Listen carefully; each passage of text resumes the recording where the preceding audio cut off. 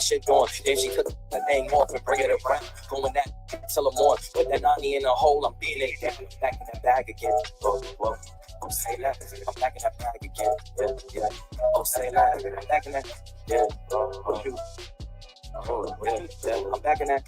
Hey, what you? Oh, hey, back in that bag again. Don't bring me around your friends. You know that I'm bagging them. Request me on Facebook. No, I ain't adding them. Positions I had her in front of back.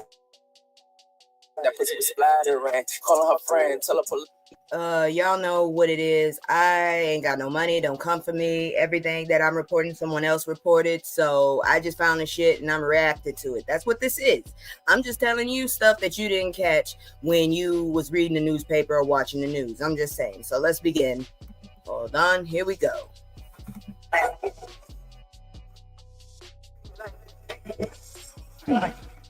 Green light, let's get it. I'm the speaker, I'm in it. Check score, I'm winning. Green light, let's get it. I just win. Come on, 10.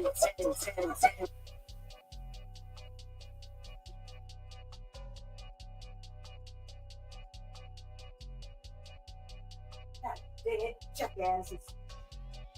Anyways, excuse me. I just had to go yell at somebody. Damn it, assholes. Okay, so hey, what y'all doing? It's me. I'm gonna tell you right now.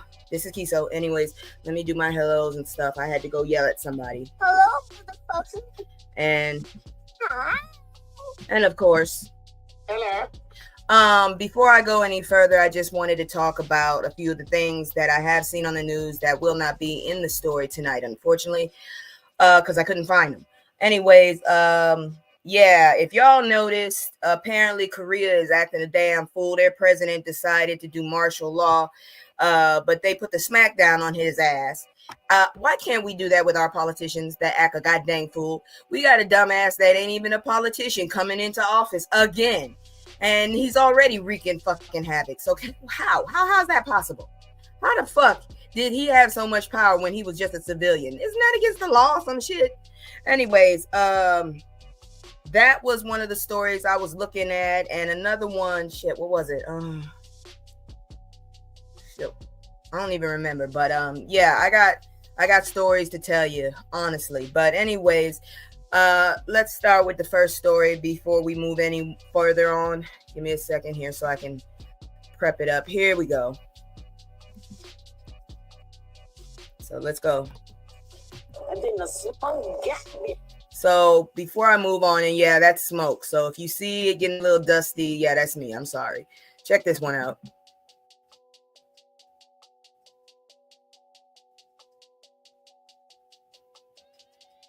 Breaking news coming into us right now. Rapper Young Thug is changing his plea to guilty on charges that he led a violent street gang in Atlanta. It's a stunning twist in the high-profile legal drama and saga that has become the state's Georgia's longest-running criminal trial. We're going to bring in right now NBC's Priya Sridhar, who is following all of this for us. Priya, it feels like we've been following this trial forever. What changed? Why did he suddenly decide to change his plea? Yeah, almost 2 years, Tom. It's pretty unbelievable. But for people who have been captivated by this trial, and let me tell you, there have been thousands of them following every twist and turn over the last almost 2 years. This wasn't that big of a shocker because two other of the co-defendants actually also took a plea deal earlier this week. And that's because one of the state's witnesses, Wendy Lee, a rapper also known as Slime Life Shawty, had actually been giving testimony this week and inadvertently read an unredacted social media post that the jury wasn't essentially supposed to be privy to. And as a result of that, his defense attorney actually said that they were considering filing papers for a mistrial. So think about that, Tom. After 2 years, so many twists and turns, there was a chance that we would have to start all of this, which, as you mentioned, has been Georgia's longest running criminal trial all over again. So once that happened and it looked like the judge would actually consider those mistrial papers, two of the remaining six co-defendants took a plea deal. And then today, of course, we saw 33-year-old Jeffrey Lamar Williams, also also known as Young Thug, indicate that he also wanted to take a plea deal as well. And that almost didn't happen even as early as lunchtime today, because one of the things about this plea deal is it's a non-negotiated plea deal, which means they're not going to agree to what the sentencing terms are. So the sentencing terms for him will still be in the hands of the judge, Judge Whitaker. And you saw some of that video from inside of the courtroom today. He essentially was emotionless. This has obviously been a very long trial, as you mentioned, for everyone to be watching. Tom. Okay, so what kind of a sentence might he be facing here then?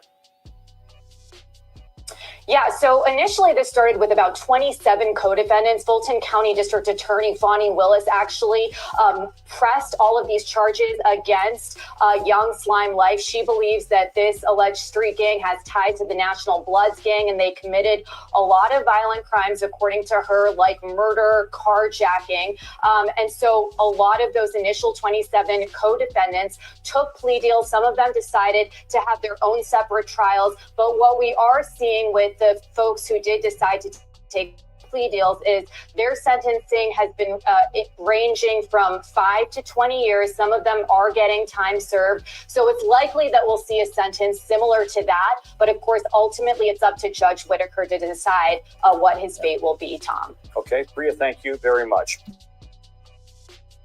Great. I'm telling you right now, this is some ignorant ass shit. I thought this thing had been kicked out. I thought the dude was free. So make it make sense. I don't know what to tell you. Shit. At one point, I don't know if that's a good move, because I thought that his shit was about to be thrown out. And hey, Miss Beth, I don't know what to say. I'm feeling right now.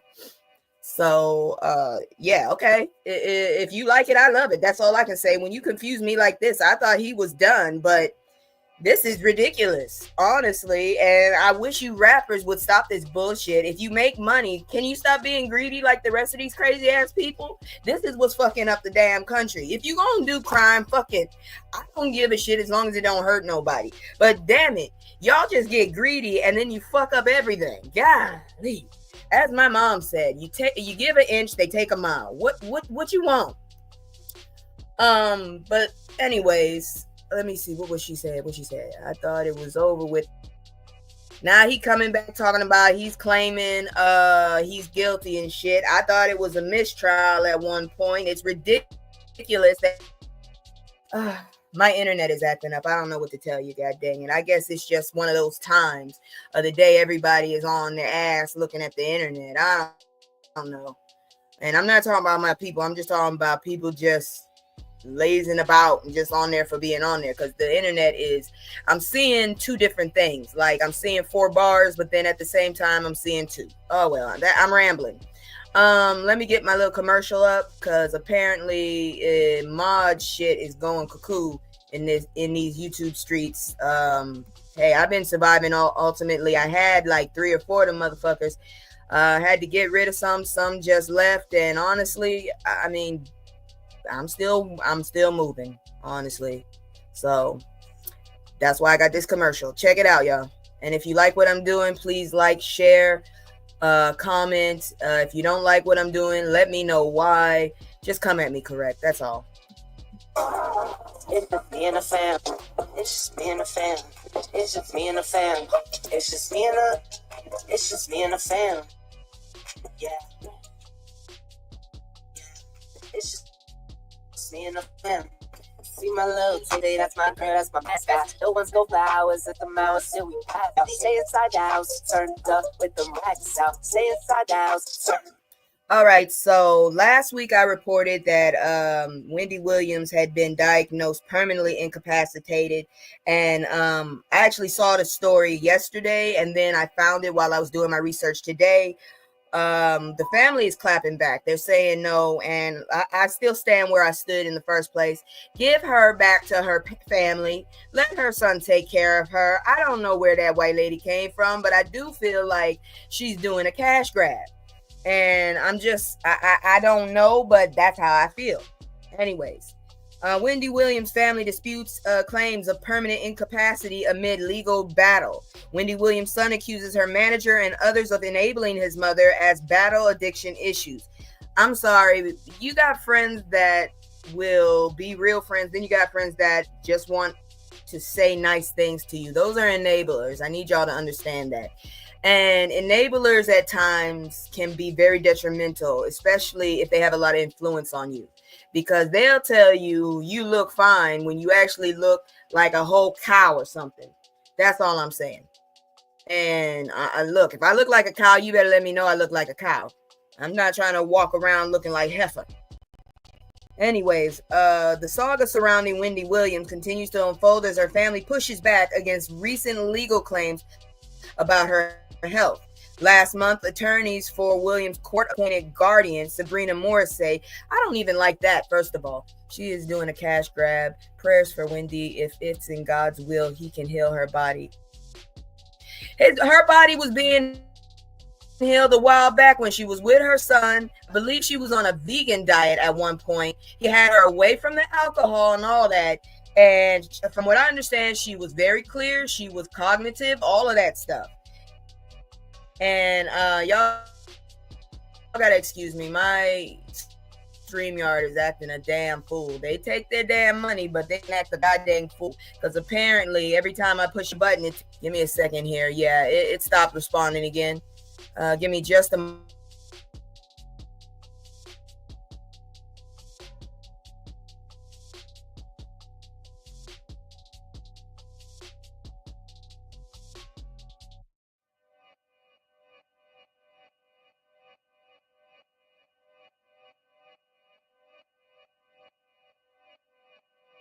I just restarted this computer.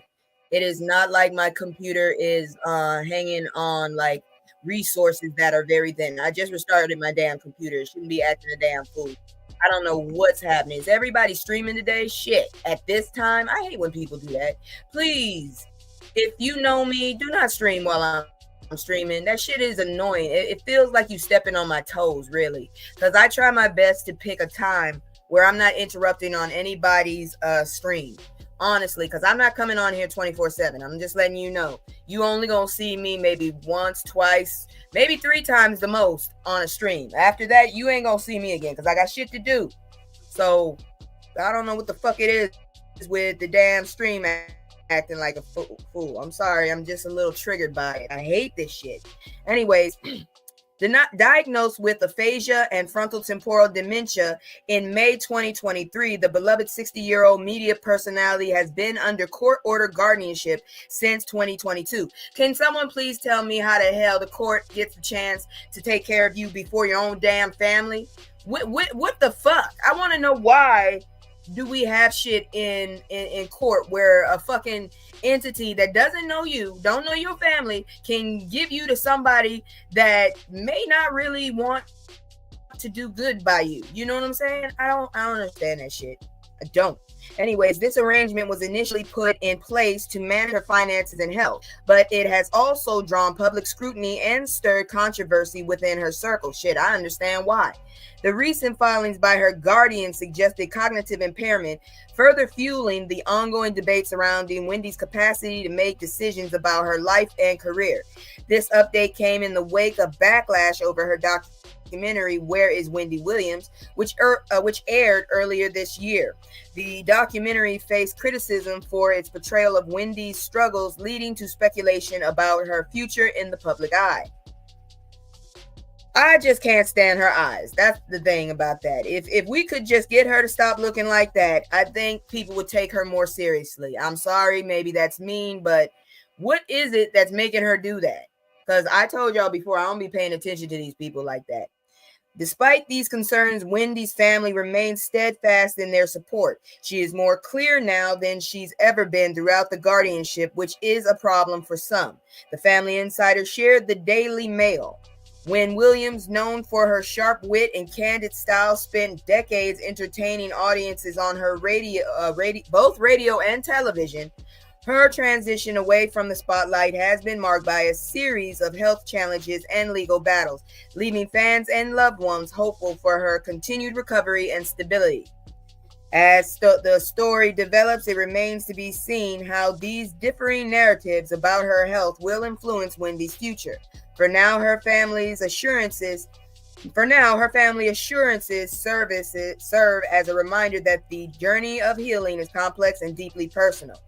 I don't understand personally why someone is court appointed to her. How does that fucking happen?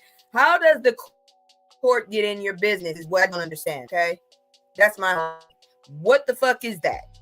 I don't understand that. How does the legal service just push their goddamn will onto someone else? I mean, the son had her, he had her on a diet, he was taking care of her. Who gonna love her more than her son? And I can't stand how they be making it sound like he basically just feeding off of her. If he was feeding off of her, she would be a hot mess. But when he had guardianship over her, from what I understand, she had clarity. She was better in health. She was taking care of herself. She was very, very clear and concise with her thoughts. So this Morrissey lady, and from what I've heard, now don't quote me on this, I heard this from other people on YouTube that apparently there have been emails about Morrissey basically saying there's no more money in the account. And that's one of the reasons why she's suing, because she wants more money for that damn documentary. My whole thing is they said that Wendy had over $55 million. Where the fuck did $55 million go? You can't drink that up that damn quick. So the question is, Miss Morrissey, what the fuck are you doing? And why don't you give that woman back to her family? Because obviously you're just leeching off of her. That's how I feel. Do not come for me. That's how I feel. Okay? Because some people like to throw that shit in your face and then come sue you. No. Don't come for me. I ain't got no money. Anyways, let's check this one out because it's a lot of crazy ass shit. I shouldn't have made one more round of checking the story, because then I found like several more.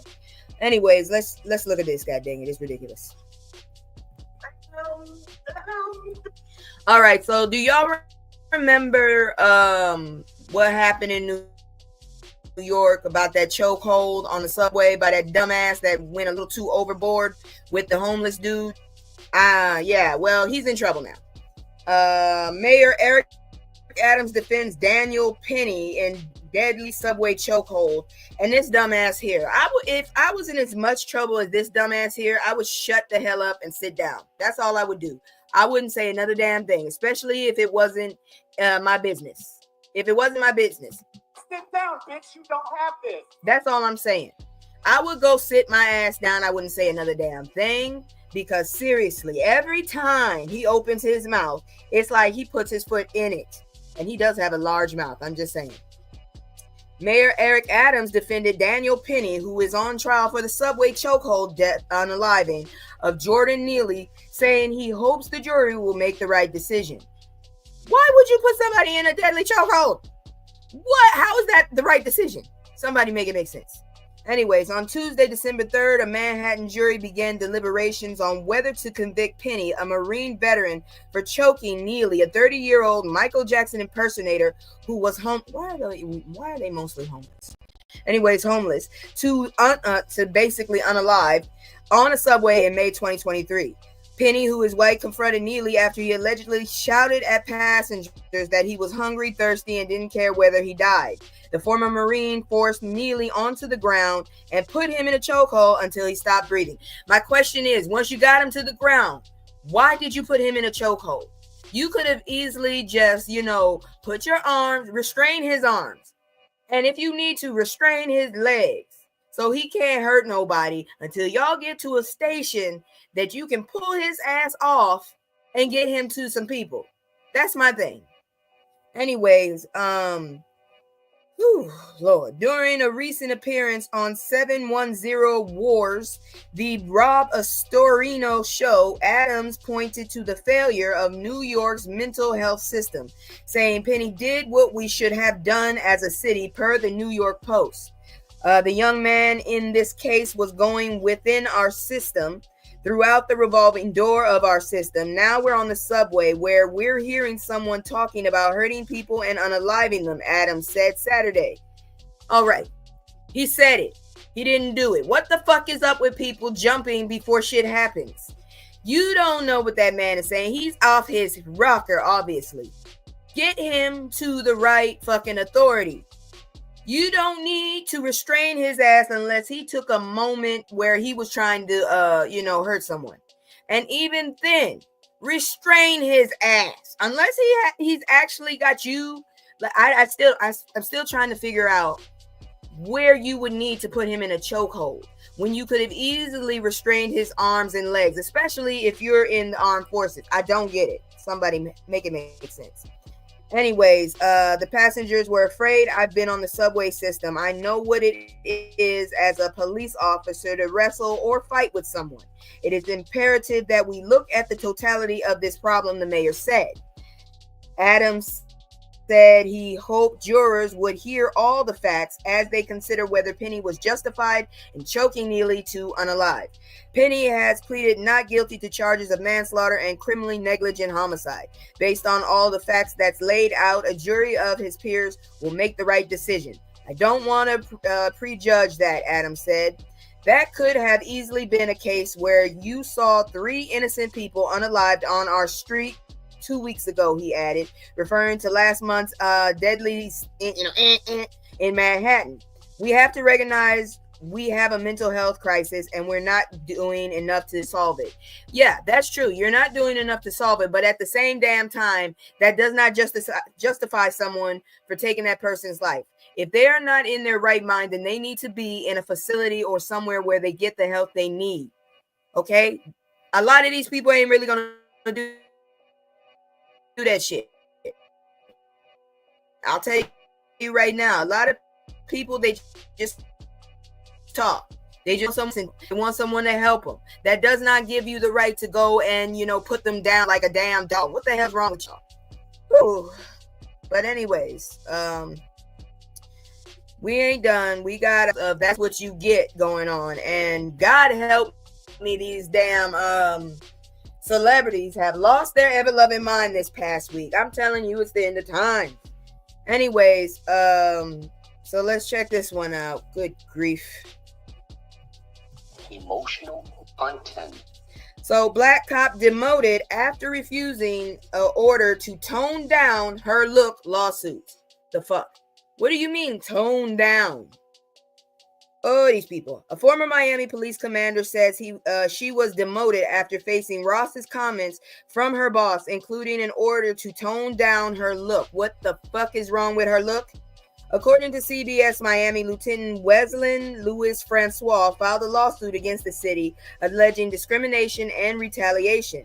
I'm just fighting to protect the rights of equality in the workplace, and these rights are sacred and non-negotiable, Louis Francois, who still works on the force, said in a statement. Girl, you reported something on retaliation, but yet, hold on, give me a second. You reported something on retaliation, but yet you still there. You need to go somewhere so they can't touch you. That's what I'm saying. Anyways, while serving as a commander of the Miami Police Department Coconut Grove District, Louis Francois alleged that her boss, Chief Manny Morales, criticized her hairstyle and told her to tone down her look as it would not be accepted by Coconut Grove community. Chief Morales was referring to the fact that she is a Haitian Bahamian female, and that's how she looks. Michael Peasy, Louis Francois' attorney, said in a statement. There's nothing wrong with that. That is a very racist comment. Personally, I know what she means because I've been in a situation before where I had, I had my hair in Bantu. I wonder why she's still. That's what I'm saying. I don't know why she's still there. If she's already saying that there's retaliation going on, why are you still there? Because it's gonna continue. Now that you done told them, it's gonna continue. I hate to say it. Give me a second. I gotta go do something real quick here. I'm so sick of this. Do that. And I need to do something else, so I'm gonna do it real quick. Let's see here now. Let's see. Give me a second. Don't care for that anymore. Okay, so anyways, let's see here now. Chief Morales allegedly retaliated against Louis Francois after she objected to the Ross's remarks. After she objected to Ross's remarks, they placed her under the supervision of a major who had been accused by civilian investigative panels of using the N-word, Peasy said. They then humiliated her publicly. Louis Francois initially was stripped of her role leading the honor guard. Chief Morales later took Louis Francois' title and demoted her to lieutenant, which allegedly cost her $30,000 to $50,000 annually. Oh, girl, I would have left. I would have, if they were doing that shit to me, I would have went to another place. I would have went to like, what would it be? Hold on, I'm trying to get rid of something off of my shit because I'm just sick of this shit. There we go. I would have just fucking left, honestly, because that's life right there. That is life. He took your money, damn it.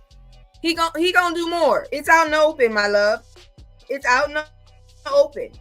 In response to the allegations, the city spokesperson said in a statement, Ms. Lewis's complaint is merely an attempt to obtain payment from the city for a position she no longer holds. The city looks forward to challenging her false allegations in court. Peasy condemned the city's response. When someone complains about racism or being told they don't have the right look, and the city's response is to dismiss it as being all about money, that speaks volumes about why serious changes are needed at the top of the department, Peasy said in a statement. That's all I can say, because I'm telling you right now, I had Bantu knots, and people were sitting up there telling me I couldn't wear them. Look, my shit was done right. I have them in my hair right now. My braids are, my hair is in, what you call it? You know what I'm saying? My hair is in, I've been natural is what I'm saying. And my hair is clean. My parts are clean, but they sent this bald-headed black man to tell me my hair was distracting.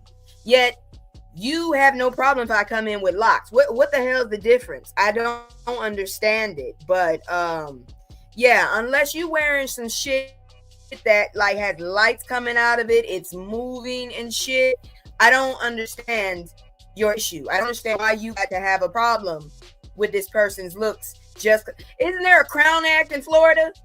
That's what I could have sworn there was a Crown Act in Florida. So somebody tell me, am I wrong? So I just can't anymore. I just honestly can't. Anyways, the Bantu knots are pretty. My daughter wears hers like that sometimes. Yeah, that's what I'm saying. But people told me it was distracting. And this woman is going through the same damn thing. Now, I understand if you are in a place where certain things, there's professional and then there's non-professional, okay? For example, if you are running around with your hair going cuckoo, like you got all these people staring at you crazy, right? And your hair is a color that doesn't occur in nature, and you know the shit is moving. Your nails are so fucking long you can't type. Your lipstick is something that glows in the dark. You got contacts that have like fucking pictures in it. Then yeah, oh hell yeah, you need to go tone that shit down. But if you just expressing yourself, your lipstick is not really all that bad. I mean, make it make sense. They full of BS. Exactly. And a black man was the one that told me that shit. I'm like, you got to be kidding me. You got to be kidding me. So, yes, ma'am, I don't understand why you're still there. I pray for you, and I hope the hell that they don't fuck you over. Because honestly, if you already reported that they are, you know, retaliating and all this other shit, I wouldn't do this right now. I'd have waited until I was away from there to go snitch. I'm just saying. All right, so let's look at this next one. It's a lot of fucked up shit that happened this week, apparently, at least for our culture. Oh, at least. Ugh. Let's go check it out. I'm going to keep pressing this button, damn it. I got this shit set up, and you going to damn transitions. Peers shared photos of black girl in ICU following, self-deletion attempt, lawsuit says. This was reported yesterday. This is some sick shit. A black middle school student in South Carolina faced incessant bullying from her peers, leading to her attempt of self-deletion, a lawsuit states. According to WYFF, the family of Kalaya, I hope I'm saying that right. Callias Turner, a former student at Dr. Finzi J. Fisher Middle School, filed a lawsuit against Greenville County Schools alleging a negligence in response to bullying and harassment. Unfortunately, words do hurt. They used to teach us sticks and stones will break my bones, but words will never hurt me. That's a damn lie. I was very sensitive as a child. They gave me the business. Words are the one thing we will carry, Ty Turner, the child's mother said. I'm not saying that name again. I don't want to mess it up. The lawsuit details several incidents where the child, who was 11 and 12 at the time, was allegedly physically assaulted by her peers and called a roach and a man. All right, when I used to get bullied, I didn't get told nothing, but if you don't fight back, I'm going to fight you when you get home. And some of my relatives are fucking 6'4", and I'm a run. That shit is terrifying to think about. I'd rather fight you than fight that heifer. That's all. And yeah, it was a woman. Anyways, there was no less than 7 to 9 times that I myself personally reached out to the school, and I had the emails, and half the time they didn't respond back. And if they did, it wasn't with anything of any sustenance. There was never a resolution, Ty said. My mom specifically went her ass to the school I went to. It was Agassiz. If you know, you know. She took her ass up there with a bandana wrapped around her head and a whole hammer in her hand. Lord have mercy, her and that damn hammer. And she cussed them out. They said there was an irate parent in the office, and she was like, "Oh, I'm gonna show you an irate parent." So shit. Anyways, things came to a head on March 17, 2023, when Ty says she found her 12-year-old daughter hanging from a belt in her bedroom at home. This is sick shit. She was cool to the touch, blood was coming out of her nose, and she had already urinated on herself. She had fully committed to what it was that she was attempting to do. Hey, Terry.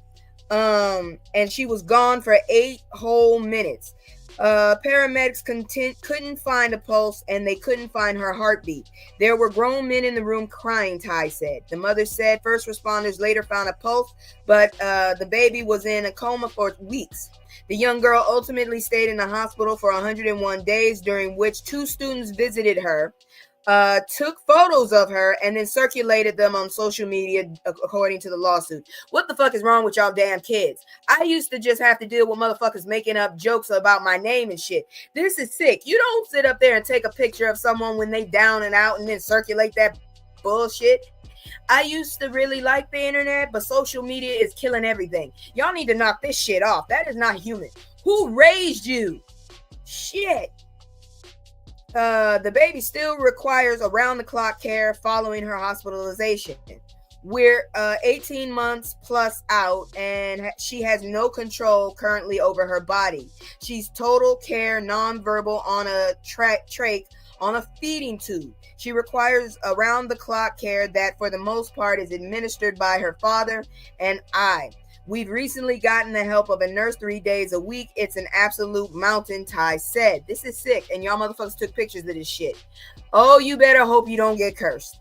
Greenville County Schools said they disagree with the allegations made in the lawsuit. Read the district statement below. The district is aware of the allegations made by this parent and has addressed them directly with the parent. Where's the paperwork? I always got told to leave a paper trail. Where's the paperwork? We disagree with these allegations and have conducted a thorough investigation and review of each allegation at the time they were made. While we do not agree with the allegations, our hearts go out to Miss Turner. I'm not saying that name. Her mother and their family. Every school implements anti-bullying strategies and programs for students, including how to recognize bullying and how to report it. You can find additional resources pertaining to the I'm not reading the rest of this. Honestly, I really don't believe them, and I honestly feel like they were part of that. There is a GoFundMe for this baby to raise money for her care. She needs 24 hours. The internet got a lot of people messed up and insane. Hold on, give me a second. And insane and disrespectful way. I have been trying less to stay off because it's too much for next. Girl, I'm telling you, I can't. See, this is why I don't be digging into tea. I'll have a little sip once in a while, but honestly, I'm not putting my life in this. I'm not devoting myself to people that don't affect me. When I go online, I want to know about the movies. I want to know what's going on. I be watching like little documentaries and shit. I be reading like I like the useless content, the useless information, because you never know when it'll be useful. But all this other shit, I can't believe they went into the. Why were they allowed in her room? And they take pictures of her and thought it would be a good. Is this to get her help or a lawsuit? I hope you're included in this lawsuit, and I hope y'all little asses get sued if you did this shit and it was for fun, because this is some sick shit. Anyways, sorry, I'm triggered today because my internet's acting up and I'm just a little groggy. I'm tired. Anyways, let's check out this next story. We got fuckery, but we do have some that's what you get shit too. It's a little dark. Black DoorDash driver arrested after reporting customer flasher. Man, if that's the case, I should have sued somebody a while back. Because I used to work for Domino's. And I went to this one spot. And I kid you not. They sat their ass up there. And their old lady who looked like Jabba the Hutt was sitting up there wearing a muumuu. Her leg was on top. One leg was on top of the couch. Another one was on the floor. And all I saw was a void of black. That is not what a pizza delivery person needs to see. Thank God I never had that job again. I refuse. God help me. Please don't let me have that job again. Anyways, what you say? I've been taking care of my mom and daughter. My daughter had a procedure done, so I have been devoting my time and energy on them. Girl, you a good one. My mother had to get her kidney taken out, and she is a mean patient. It takes a special person to take care of a patient, because patients in pain are ornery and mean. Woo, Lord, they mean. So, whoo. Anyways, this shit right here, yeah, this I understand totally, because I don't understand why she was arrested. I think she should sue, because I'm telling you right now, I didn't need to see that black void. That woman was huge. She was wearing a muumuu, and she wasn't even the one getting the pizza. The dude was in front of me, but all I saw was that black void. The whole room was lit up. That's the issue. The room was lit up, but there was no light in that muumuu between her legs. It was just black. There was a void. It was a black hole. I'm still traumatized. Sometimes I see it in my sleep. It's terrifying. It's really terrifying. I wish you the best, Miss DoorDash driver. God dang. So this was reported on the 2nd. I'm triggered. Why? She got 5 more years. A 60-year-old DoorDash driver in Baltimore is set to sue the city after, thank God she's suing, after she was allegedly flashed by a customer but later arrested by the police. The Baltimore Banner reports. Jackie Conway, a retired captain in the Baltimore City Sheriff's Office, you know you did your damn people dirty when she was a captain, and this is what she's doing. Was delivering a DoorDash order on October 29th when she said she was flashed by a customer at his door. Conway says she retreated and called 911 for indecent exposure. However, when the Baltimore County police officers arrived, Conway was arrested and charged on 1st and 2nd degree assaults. All that I did in the public service was gone in just that moment. Conway was served 20 years with the she served. Oh, thank God.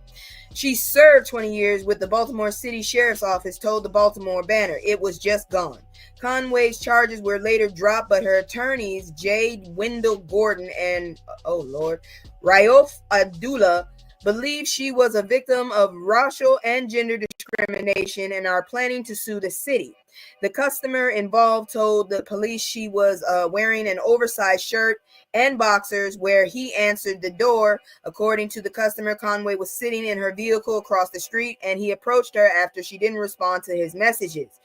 Why would you do that? Okay, first of all, I'm not going to nobody's damn car. Okay, I'm gonna wait.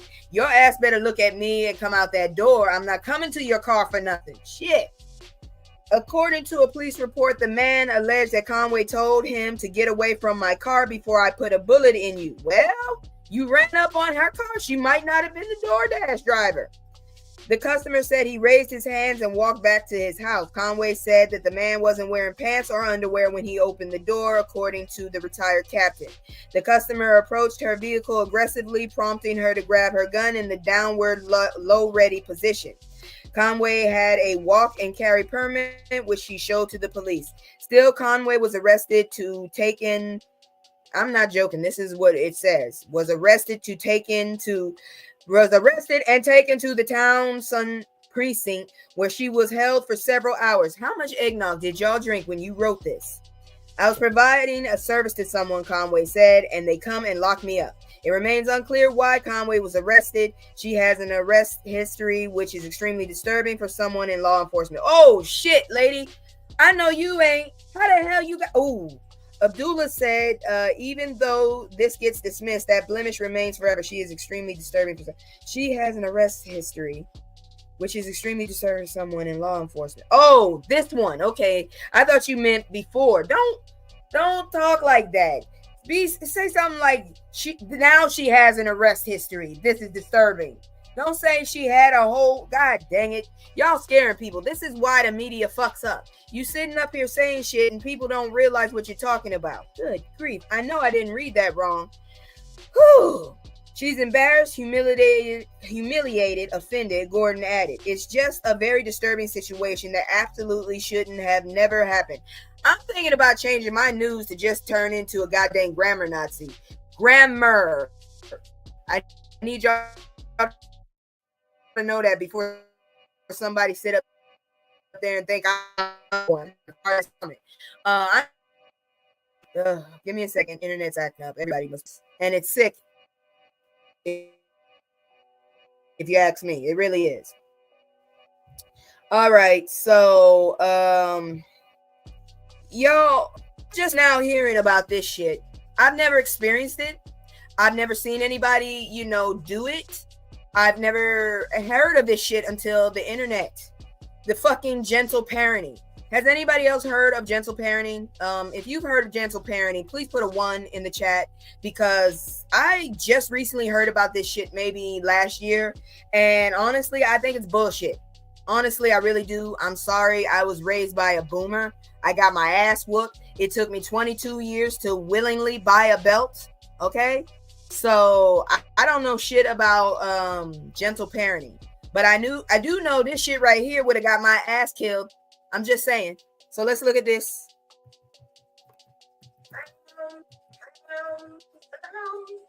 Oh, you heard of it? You never heard of it? Yeah, I've been hearing it from the younger people. And this shit right here is stupid as hell. Because I don't know if y'all saw this. Lovely T did a story on it, I think last night or the night before. And I watched the video she showed. This little fucker right here, her little ass, and she got braids, so she might be, she's one of ours. That's the sad thing about it. She throwing shit all over the place. I mean, all of this shit. She got 2 parents too, so I don't understand. They used to blame this shit on the single parent homes, like and the homes that didn't have parents in it. But explain this shit. You got a 2-income home and this child acting like this. This is all her. On the floor right here, this is all her. And she did more than this. She did a whole bunch of shit up in there. I mean, that video, and the woman watching it wanted to whoop her ass too. Even white people were sitting up there trying to tell this child out. No, that was another video. But still, it's getting that bad. This is ridiculous. May the Lord give you strength. Girl, I'm telling you, you need to go see this video. I'm not going to play it, but this child is a damn menace. She needed her ass whooped. Just one week, we showed you a video of a teenager throwing a massive tantrum inside a Georgia cell phone store as she pled with her mother not to disconnect her cell phone service. Social media is buzzing with yet another child making an outrageous scene. This time, it's a young girl in Walmart. I mean, it's a hot mess. Consider yourself warned. This clip will shock you because most of our Black mothers and grandmothers raised us to know the rules of shopping. Don't touch anything, don't ask for anything, and definitely don't embarrass me. I'm sorry, I never heard that one. I heard we going into this store, don't touch shit, don't break shit, because you ain't getting shit. I don't know about embarrassing. I thought that was just the known rule that you didn't embarrass. I didn't know that you had to be told that. My mom never told me that shit. I just was trying my best to make sure she was in eye shot. You see me? I'm here. You see me? I did not get lost. I'm right here. Anyways, this child right here, I wouldn't have been seen again. Y'all wouldn't have seen me again had I done half the shit she did. I mean, yeah, I'd have been gone. Anyways, not gone. I've been gone.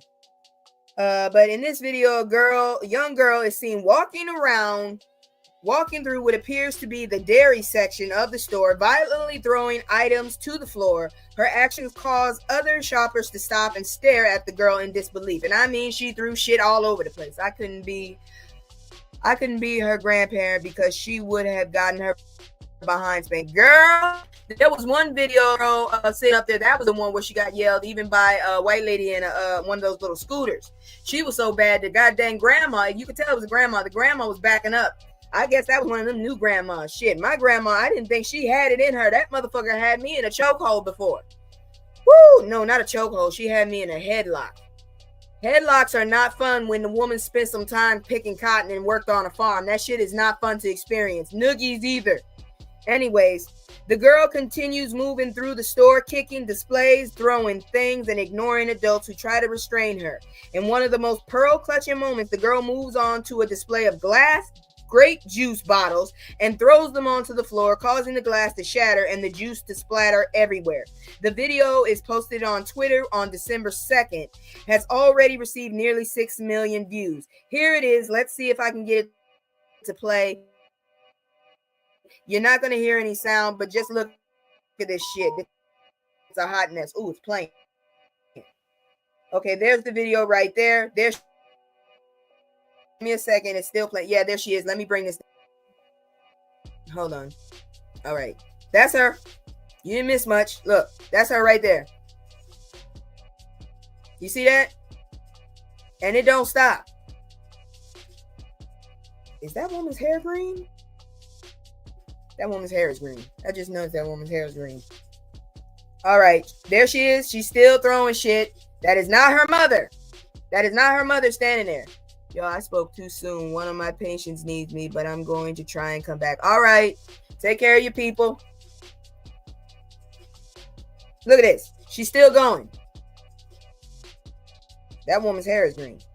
Now they're trying to restrain her. She backing up. They tried to get her down. I don't know where her parents. Okay, the last time I figured it out, the parents are the ones in the black. So you'll see the parents in a minute. All of these people are shocked. Why is she wearing slippers? She is wearing slippers with cow socks. Second, internet. All right. I just need y'all to see the end part because that's where y'all get to see the mom and the dad. So they're talking about what the fuck is happening. There go that kid. She looks like a demon. She looks like she's Damien's cousin. What the fuck happened to her? Is she mad about her outfit? I don't know. She's throwing around the little Debbies. That's just sacrilege right there. Shit. Look. People are watching. And nobody has stopped. Nobody trying to touch this kid. Kids have too much power now. They really do. This is ridiculous. This is sick. What is her issue? Okay, this is the end part. You're gonna see her parents. Now all of that's black. That's the father. That's the father. Still, and that's the mother. It's the father and the mother right there. You see this bullshit? That's the father and the mother. That's the mother. And I believe that might be the father. That's somebody. Somebody picked that kid up and took him out. Thank God. Something wrong with y'all. When you let a kid do that shit. So a man approaches the girl to stop her from doing damage. A female shopper tries to stop him. Don't you do that. Oh, those weren't the parents. I thought those were the parents. Don't you do that to a little girl. Y'all don't know what she's been through, she says. Meanwhile, a black woman who clearly knows the girl needs some good old-fashioned discipline can be heard asking about the girl's guardian. I know you're just trying to be strange. I'm not touching nobody's kid, she said. She's heard saying. Where is her mama or whoever she's with? The clip ends with a man throwing the girl over his shoulder and carrying her away. It isn't clear or not whether the man is the young girl's parent. As you can probably expect, the comment section of the post was flooded with viewers in disbelief that the girl was able to do that much damage inside the store and leave in one piece. I would be picking my teeth from the floor, LOL, wrote someone in comments. Others used the girl's actions to make a strong case against gentle parenting. This is not the time for gentle parenting, ma'am. The fuck, wrote another commenter. But one of the best comments featured a Cheryl Leave Ralph meme and a question anyone black watching the video was likely asking themselves. But why are they listening to that white lady? Posted one hilarious commenter. See, right there? Yeah, that's what I want to know. I don't give a fuck what you've been through. My mom didn't give a shit what I went through. She whooped my ass. I could be having a bad day. She whooped my ass. I have a temper tantrum. She whooped my ass. I didn't say something in enough time and seemed to be insulting her. She whooped my ass. I got a lot of ass whoopings. I'm just letting you know. So honestly, I don't feel sorry. I hope that little girl got her ass whooped. I hope they whooped her to the white meat, okay, under that yellow meat, okay? Because that shit right there was ignorant as hell. I wouldn't have been able to do half that shit. I wouldn't have got through the first piece of merchandise on the floor. By the time the first thing hit the floor, my mama would have whooped my ass. That's all I'm saying. My ass would have been done. It'd have been a done deal. That's all I'm saying. Woo! But anyways, let me go ahead. We got a few more fuckeries, but let's check out my commercial one more time. I need to puff after this shit. Oh Lord, y'all got some issues with you. Give me a second. Before I forget, I've been playing with my little screens and shit and the filters. So now, as you can see, you can't really see because the room is bright, but smoke. This is smoke. All right, and then right here, if I want in my shower, look, water. That looks good. I like the way that looks, for real. That looks good. That's water. I don't know if y'all like it or not, but yeah, I'll be using that in some of my reviews and stuff because, hair. Anyways, where's my commercial? Because we got some more shit to look at. It's just me and the fam. It's just me and the fam. It's just me and the fam. It's just me and the fam. Yeah. It's just me and the fam. See my little tay, that's my girl, that's my mascot. No one's go for hours and some hours till we passed out. Stay inside the house, turned up with the racks out. Stay inside the house, turned. So social media reacts to Biden partying son Hunter. Honestly, I don't give a fuck. Look, y'all damn Republicans been sitting up here doing shit dirty and stuff, and I'm still reeling off of this shit, okay? That's the whole reason I feel like I need reparations, all the ass whoopings I got to learn accountability, and y'all motherfuckers are doing dirty. Now y'all upset because this man on his way out partying his kid. I don't give a fuck. It don't do nothing to me. Like I said, I don't give a fuck what you do as long as it don't hurt nobody. This ain't hurting me. He got free for 11 years. I don't give a shit. I would do it too. If I had a kid, I would do it too. President Joe Biden has announced that he has pardoned his son, Hunter Biden, who was set to be sentenced this month for federal tax and gun convictions. Today, I signed a pardon for my son, Hunter Biden, said in a statement on Sunday, December 1st, per CNN. Hell, you see how the country feels? I'd have done the shit too. I probably would have held my word had they not voted for Kamala. But look, god dang it, look at this dumb shit here. You got to be kidding me. Make it make sense. Y'all asses really think this motherfucker gonna play nice after y'all done sat up there, dragged him through the mud so he wouldn't sit up there and run. Then the motherfucker, you slapped us all on the face by voting for that nutcase fucking criminal. Now you mad because he decided to stop playing nice? Man, take your ass on. I don't give a fuck. He should be doing as much as he can before he go out. If I was the president and I saw this doomsday in the making coming towards me, shit, I'd be making all kind of laws. At least I'll be watching out for everybody and my family, okay? Everybody in my family got a pardon. And guess what, damn it? I'm setting up laws this motherfucker can't take down. So he can't fuck up everybody once he gets in. I'm putting him in a cage before I leave. That's what I would be doing. So you know what? Good on you, Joe. Yes, get yours. Get yours. Not get yours. Get yours.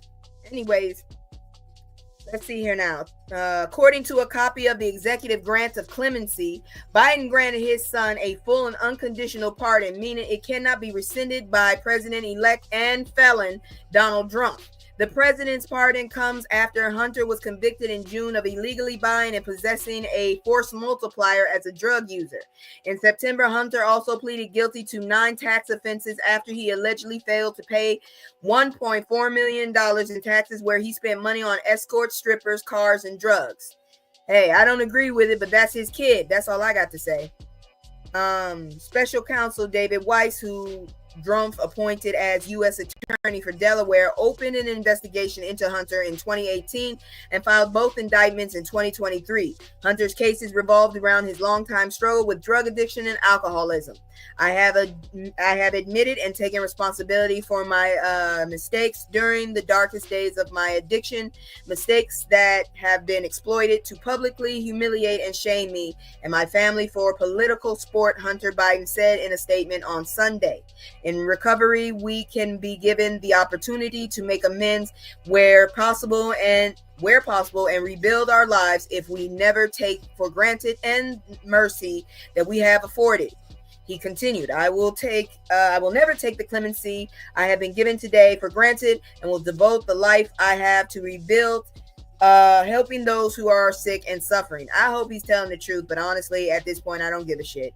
Your dad protected you. You better take it to good use, because honestly, I wish I had a parent that had that kind of power. I bet my parents wish they did. Biden was repeatedly pledged to not pardon his son even after Trump won the 2024 election. The president emphasized that he wouldn't pardon Hunter or commute his sentence as a part of a pardon. Hunter has been granted clemency for the tax and gun offenses from his existing cases, along with any potential federal crimes he may have committed from January 1st, 2014 through December 1st, 2024. In a statement, Biden said he decided to pardon his son because he was selectively and unfairly prosecuted and treated differently from people who committed similar crimes. The president said his political opponents instigated the charges to attack me and oppose my election. I believe the justice system, but as I have wrestled with this, I also believe raw politics has infected this process and it led to the miscarriage of justice. I hope Americans will understand why a father and a president would come to this decision, Biden said. Like I said, I don't give a damn. Do you, sir? You taking care of your kids? Hey, I ain't mad at it. It ain't costing me shit. This next damn few terms will. Republicans, including Trump, condemned Biden for pardoning his son. In a social media post on Sunday night, Trump said the pardon was such an abuse of miscarriage of justice. You a lie. I know you not talking. Others called out the hypocrisy in the GOP response, pointing to Trump's indictment and inciting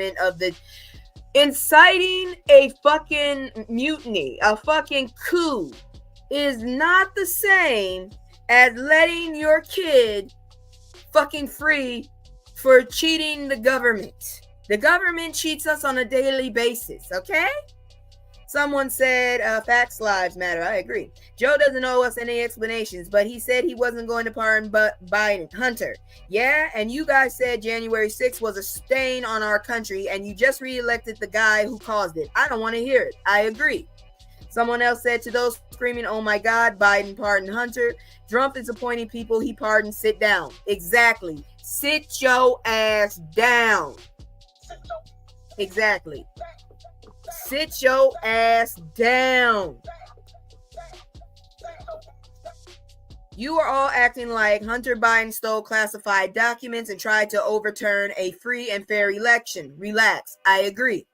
If you're upset about President Biden pardoning his son, Hunter, wait until I tell you about the time Trump pardoned his son-in-law's hooker hiring daddy and made him an ambassador to France. I love the fact that President Biden pardoned his son, Hunter, and I love that it triggers MAGA heavily too. Bonus. I like it. If Republicans truly cared about accountability for breaking the law, i.e. outrage surrounding Hunter Biden's pardon, they shouldn't have made a felon president. I agree. Remember that? I remember that. Thank God, pardon Hunter. Trump plays by no rules, abuses the law. He would have pardoned Hunter and called you a coward for not doing it. Sup, Shay? if one other person said, if you defended the 34-time felon who committed sexual assault, stole national security documents, and tried running a coup on his country, you can sit out. Hunter Biden pardon discussion. Breaking news, Jasmine Crockett just called out the hypocrisy. Hell yeah, it's hypocrisy. Y'all mad because Hunter Biden got pardoned, but yet we have a fucking crook in office. Make it make sense. Y'all ain't gonna, oh no. Y'all got me fucked up. Y'all got me fucking fucked up. That's how I'm feeling right now. Y'all that upset because he took care of his child. And then here he goes. I'm here for all the MAGA meltdowns about Biden giving Hunter a pardon. Hell yeah. I don't give a damn. Someone else said, I actually love that President Biden has made the decision to pardon his son. We all know that if Hunter had a different last name, he would never have been charged in the first place. Exactly. Then they said, Trump. I will pardon all insurrectionists. Crickets.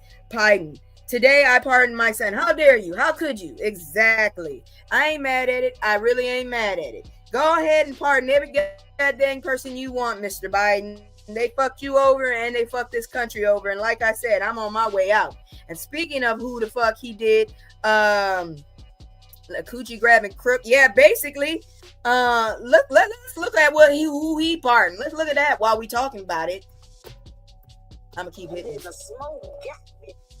Here's who Trump pardoned while in office. This was reported yesterday. This is an ugly motherfucker. Every damn time I see him, I feel sick. How the hell y'all vote for this ugly motherfucker? Shit, we ain't got nothing to brag about in this country. We got an ugly ass president coming back, a crook at that. Oh, every time I see him, I guess I'm gonna go to jail when that crazy ass cockeyed Indian dude get in office, because he is cockeyed. I think he'd be looking at somebody else. He was an ugly motherfucker. That's all I got to say, damn it. Ooh, that is not a color that occurs in nature. I'm just saying. Many Republicans have been critical of President Joe Biden's move to pardon his son Hunter Biden, despite Trump's past acts of clemency. On December 1st, Biden announced he was pardoning his son, who was set to be sentenced for this month for federal tax and gun conviction. This move sparked widespread. I'm not reading that. Let's just talk about who the hell he pardoned. Supporters pointed out that Trump had pardoned many controversial figures during this time in the White House, including Michael Flynn, a former national security advisor who pleaded guilty to lying to the FBI contacts with Russian officials. During his presidency, Trump granted 237 acts of clemency, including pardons for a distant relative and several close allies. Among them was Roger Stone, a longtime confidant, convicted of lying to Congress during an investigation into his attempts to contact WikiLeaks, the organization that released damaging emails about 2016 Democratic candidate Hillary Clinton. The charges against those pardons range from financial fraud to witness tampering and beyond. Then Paul Manafort, Trump's former campaign chairman, was convicted of financial fraud, alleging Russian meddling in the 2016 election and conspiring to obstruct the investigation, and was pardoned by Trump. Trump also pardoned his father-in-law, the father of his son-in-law, Charles Kushner, who was convicted of tax evasion and witness tampering. More, as well as Steve Bannon, George Papadopoulos, Albert Pirro, and Rob Blackledge were all granted acts of clemency under the Trump administration. In response to GOP criticism of Biden pardoning his son, Jasmine Crockett basically said, anyone who wants to clutch their pearls, take a look in the mirror. And I agree. Because damn it, if this man ain't as crooked as he wants, he let Kodak Black out. Ooh, this really is helping our culture. Have you listened to Kodak Black talk? That shit is not a help to our culture. Not at all. That man right there sometimes say some shit. Woo. But anyways, moving on. Because the shit is ridiculous. You keep hitting my transition button. Emotional content. So, white cop accused of raping black woman. Oh, wait. I'm sorry. I didn't do the right one. This is a fuck around and find out one. Let me go get that up there.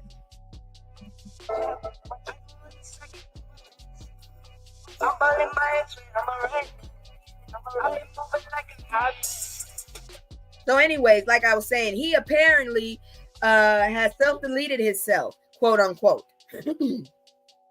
A white former police detective who was facing federal charges in the connection to SA of 2 black women in Kansas City was found unalived in apparent self-deletion. According to People, 71-year-old retired detective Roger Golubski, I don't know what the hell you doing, cuz, but I'll boot you if you're doing some cuckoo.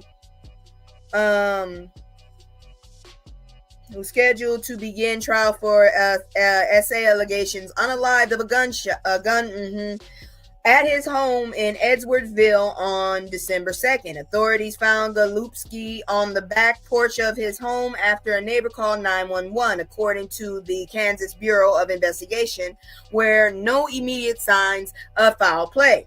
In September 2022, Golubski was arrested after a federal grand jury indicted him on 6 counts of related to rape of 2 women while he was working for the Kansas City Police Department.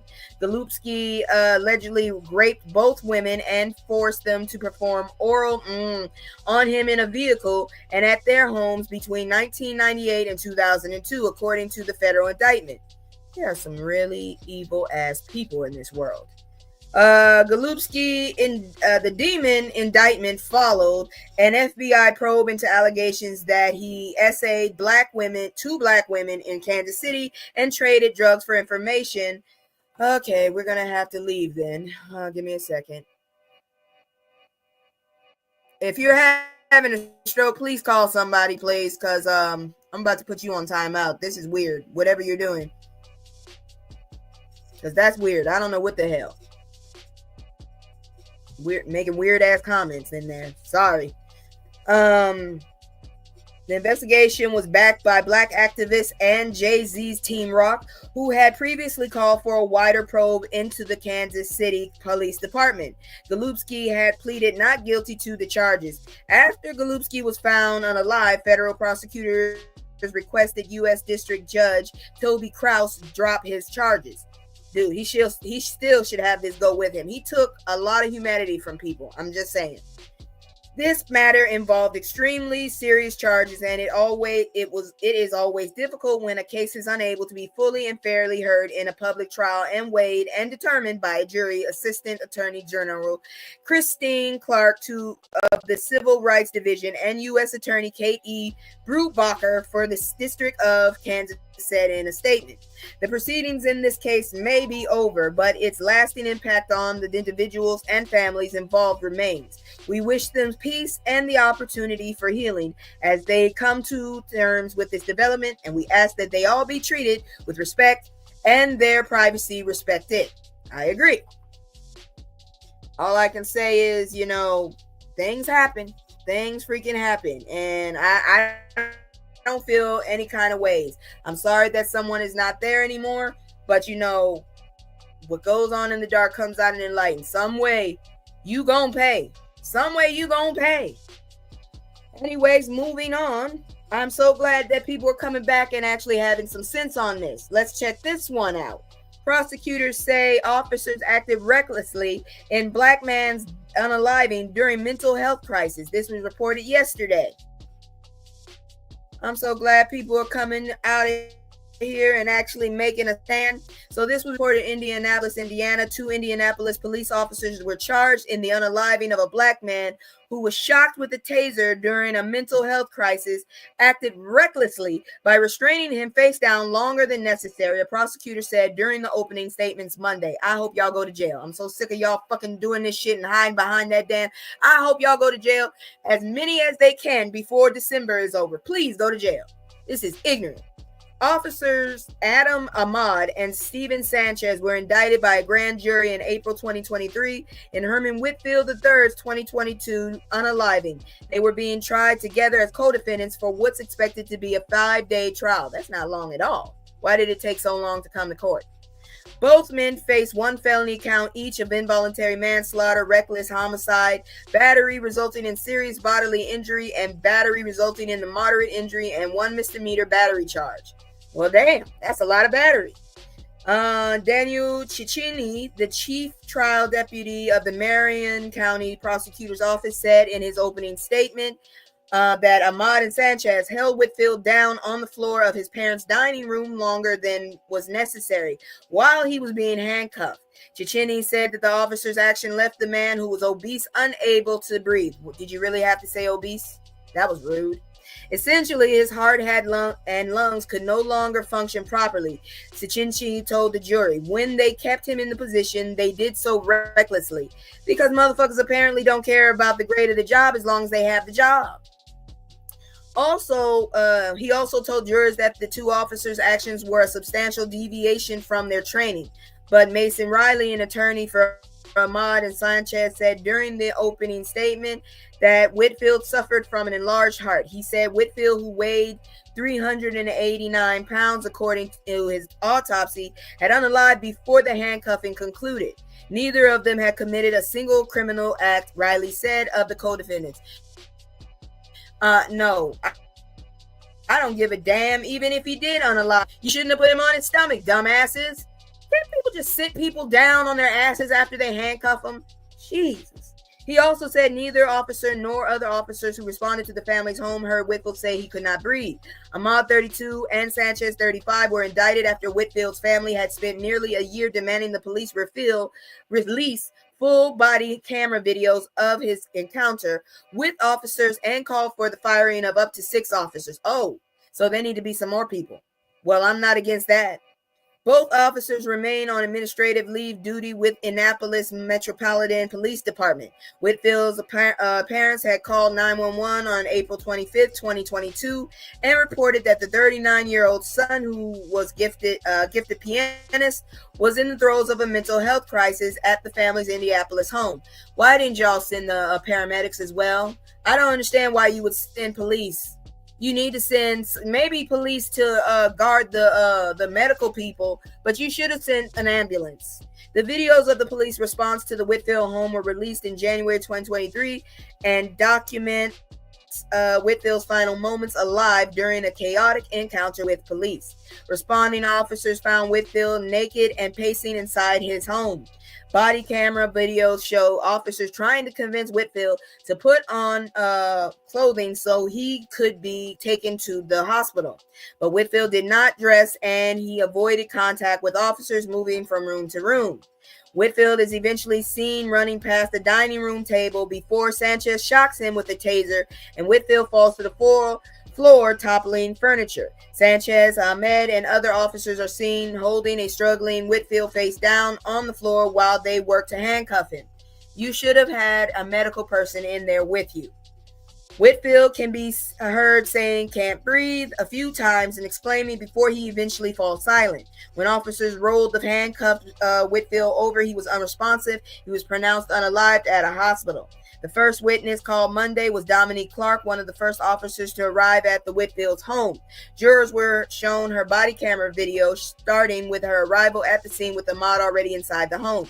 Clark testified that after the officers tasered and handcuffed Whitfield, she did not hear him say he could not breathe, and also she did not hear him gasping for breath. Clark also said she felt that the officers were not using maximum restraint, god dang brotherhood, as they had their hands on Whitfield while they had been handcuffed. Y'all should also struggle to get his ass up in an upright position, you dumbasses. I would not say holding him down. I would say they were making contact. She said. The Marion County Coroner's Office ruled Whitfield's unaliving a homicide. An autopsy lists the cause of unaliving as cardiopulmonary arrest in the setting of law enforcement subdual prone restraint and conducted electrical weapon use. The coroner's office listed morbid obesity and hypertensive cardiovascular disease as contributing factors in the death. I still think you should have sent an ambulance up in there with some police. The officers' attorneys had sought to have the charges dismissed against both men, arguing in part that the grand jury proceedings were defective and the facts stated do not constitute an offense. The court dismissed the second count of involuntary manslaughter Sanchez had faced, but it was allowed the remaining charges against the officers to proceed to trial, and said John Coxman, one of the officers' attorneys. He said the involuntary manslaughter charges that were dismissed involved Sanchez's use of a taser against Whitfield. At least he didn't hold it on too long. I'll say that much, at least from what I heard. But I honestly feel like I think all of these fucking outfits, all of the suits that officers wear, they should only wear them at work. They shouldn't wear them home, okay? And that is because I feel like they all should have a built-in camera somewhere. It shuts off when you go into the bathroom, but other than that, that motherfucker is on. So we know exactly what y'all are doing. You can't turn that bitch off. We know exactly. It'll cover your asses and it'll make shit more simple for us. Because I honestly don't trust y'all after the track record y'all been having. Shit. Mr. Whitfield needed professional mental health care, not the use of excessive force. That's what I'm saying. The filing said the family is seeking unspecified damages. The civil case is set for trial in July 2025 in federal court in Indianapolis. I've been saying you should have sent somebody who has medical experience with that shit. That was not a call for the police at all. Now, this one I almost missed, but I went back and checked. Y'all remember what happened to that poor Sonia Macy's? Well, guess what? That ex-deputy has been charged, and he could be released soon, unfortunately. I'm so sorry to find that out. That's actually a fuckery. I didn't read it completely, but let's look at it, because this is nasty shit. Ex-deputy charged. Man, you better move out the country. That's all I'm saying. So the former Illinois sheriff deputy charged with unaliving Sonia Macy could be released ahead of his trial. On Monday, December 2nd, Circuit Court Judge Ryan Cadogan, who initially denied pretrial release for Sean Grayson, said he would comply with the appellate court's ruling to overturn the decision to keep ex-deputy in custody, per NBC News. Well, I don't know, because if he's in custody, he's pretty much safe. If he's not, people might come for his ass. And if y'all didn't hear, someone already took out the CEO of United Health. That's my health care. I hope I don't lose my damn insurance for that shit. Anyways, Cadogan said that he would be on Friday determine the release restrictive conditions for Grayson's release. What the fuck do you mean? He needs restrictive. That motherfucker had no business doing what he did. Grayson is facing first-degree unaliving charges in connection to the July pew unaliving of Macy, who had called 911 to report a potential intruder at her home. Video shows Grayson pulled out a force multiplier and threatened to pew Macy after she grabbed a pot of hot water off the stove. Macy ducked behind her kitchen counter before Grayson pewed her in the face. Now, how the hell? Cadogan said he initially denied Grayson's pretrial release because his actions were a departure from the basic expectations of civil society. In August, Cadogan rejected a request for Grayson to be released due to his medical needs, including treatment of colon cancer. So you got cancer and you're going to take out as many brown people as you can? Is that what you're trying to say? Because that doesn't add up either. The math is still not math, and I don't understand what you're trying to tell me, honestly. And if you do get out, you better be careful, because apparently everybody's trigger happy now, and I honestly don't know what to say. So, yeah, you know what? Make it make sense. Please make it make sense. Anyways, the trial, Mark Witkoff, Grayson's attorney, argued that Grayson was no longer a threat to the community because he had been fired from. He still might have a force multiplier. I feel like he is still a threat. Last week, the 4th District Appellate Court ruled that the denial of Grayson's pretrial release was improper. The trial court's focus on defendant's failings as a law enforcement officer, while understandable, distracted from the central question to how to address any risk he posed after being stripped of his office. He's been stripped of his office. He ain't got shit else to lose. Keep that motherfucker tied up. On Monday, prosecutors gathered outside of the courthouse chanting "Sonia's life matters." James Wilburn, Macy's father, condemned the appellate court's ruling following Monday's hearing. This appellate court, if I'm saying that wrong, somebody let me know. Court ruling was a serious miscarriage of justice as far as I'm concerned, he said, and we're going to get justice for my daughter, whatever it takes. Whatever it takes. And I agree. That motherfucker does not need to be out. Didn't he have like a fucking paper trail behind his ass too? Y'all get on my nerves. But now we're gonna go into something international. So let's look at this shit here, because they demand injustice too. And I agree 24/7. I agree. Shit, y'all get on my nerves. And then the smoke got me. Senegal demands answers after West African country commemorates a French colonial massacre. How you gonna commemorate that shit? This was reported on the 2nd. Y'all know y'all wrong for this. Is this real gold? Y'all need to tear that shit down and give it to somebody. So this was in Senegal because I can't say the city's name.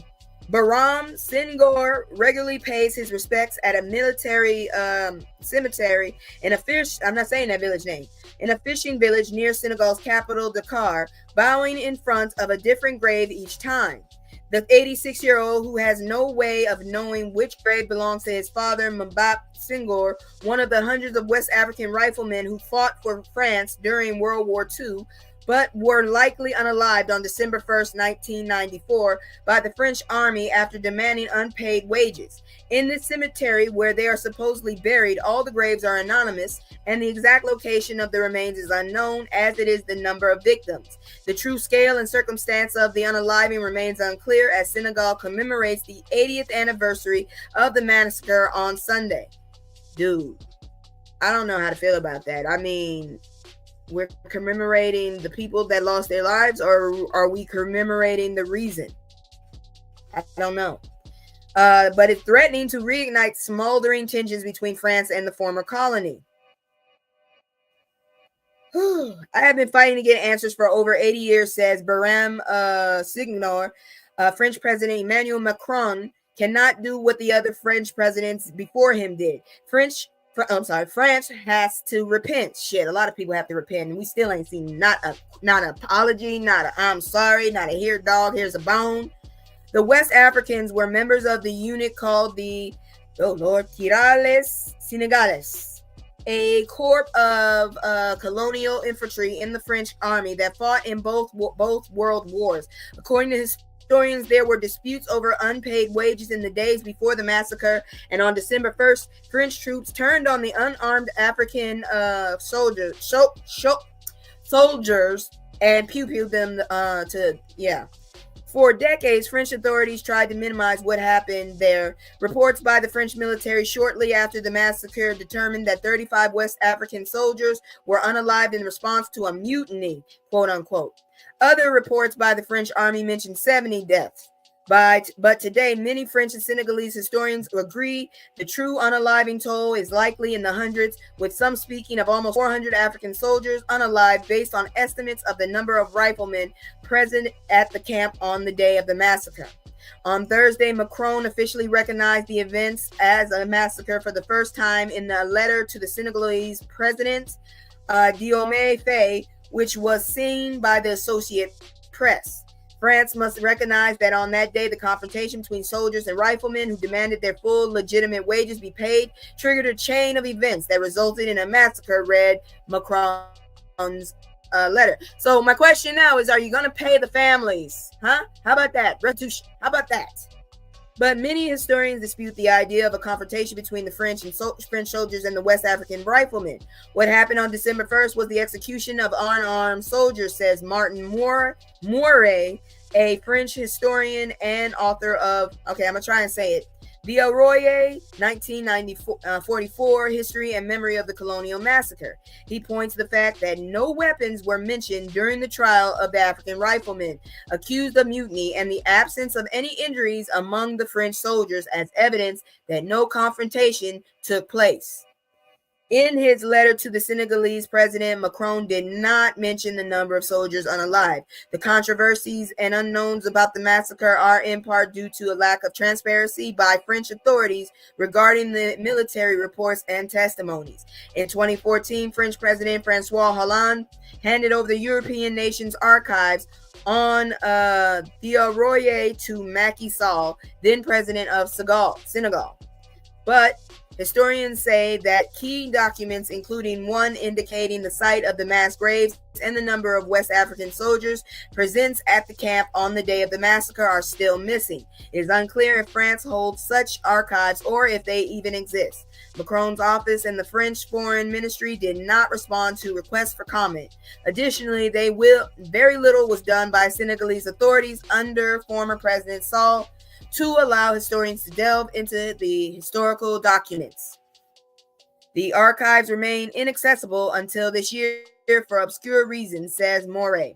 Mamadou Diop, A Senegalese historian who heads the commemoration committee for the massacre this year, says Sall did not show much interest in the subject to avoid diplomatic tensions with France. But the Senegalese president, who was elected in March in part on promise of redefining Senegal's relationship with the former colonizer, has vowed to regain control of his historical narrative on the city. I'm not saying that name no more. His administration has organized major commemorations of the massacre from December 1st to April 2025 across the country. The authorities go, I sound like bananas in Barbados. Jesus Christ. Anyways, the bakes are Barbados. The authorities' goal behind the major commemoration is to make the city part of Senegal's national story, says Babacar Njie, political analysis at the Wathi think tank, which focuses on political and economic issues in West Africa. It will be talked about a lot on television, in the press, and most importantly on social media, he adds. This will reach a younger audience who might know little about the events of this city. The 80th anniversary of the massacre comes as France's influence is declining in the region, with France losing its sway in its former West African colonies. Good, you shouldn't have your hands in there in the first damn place.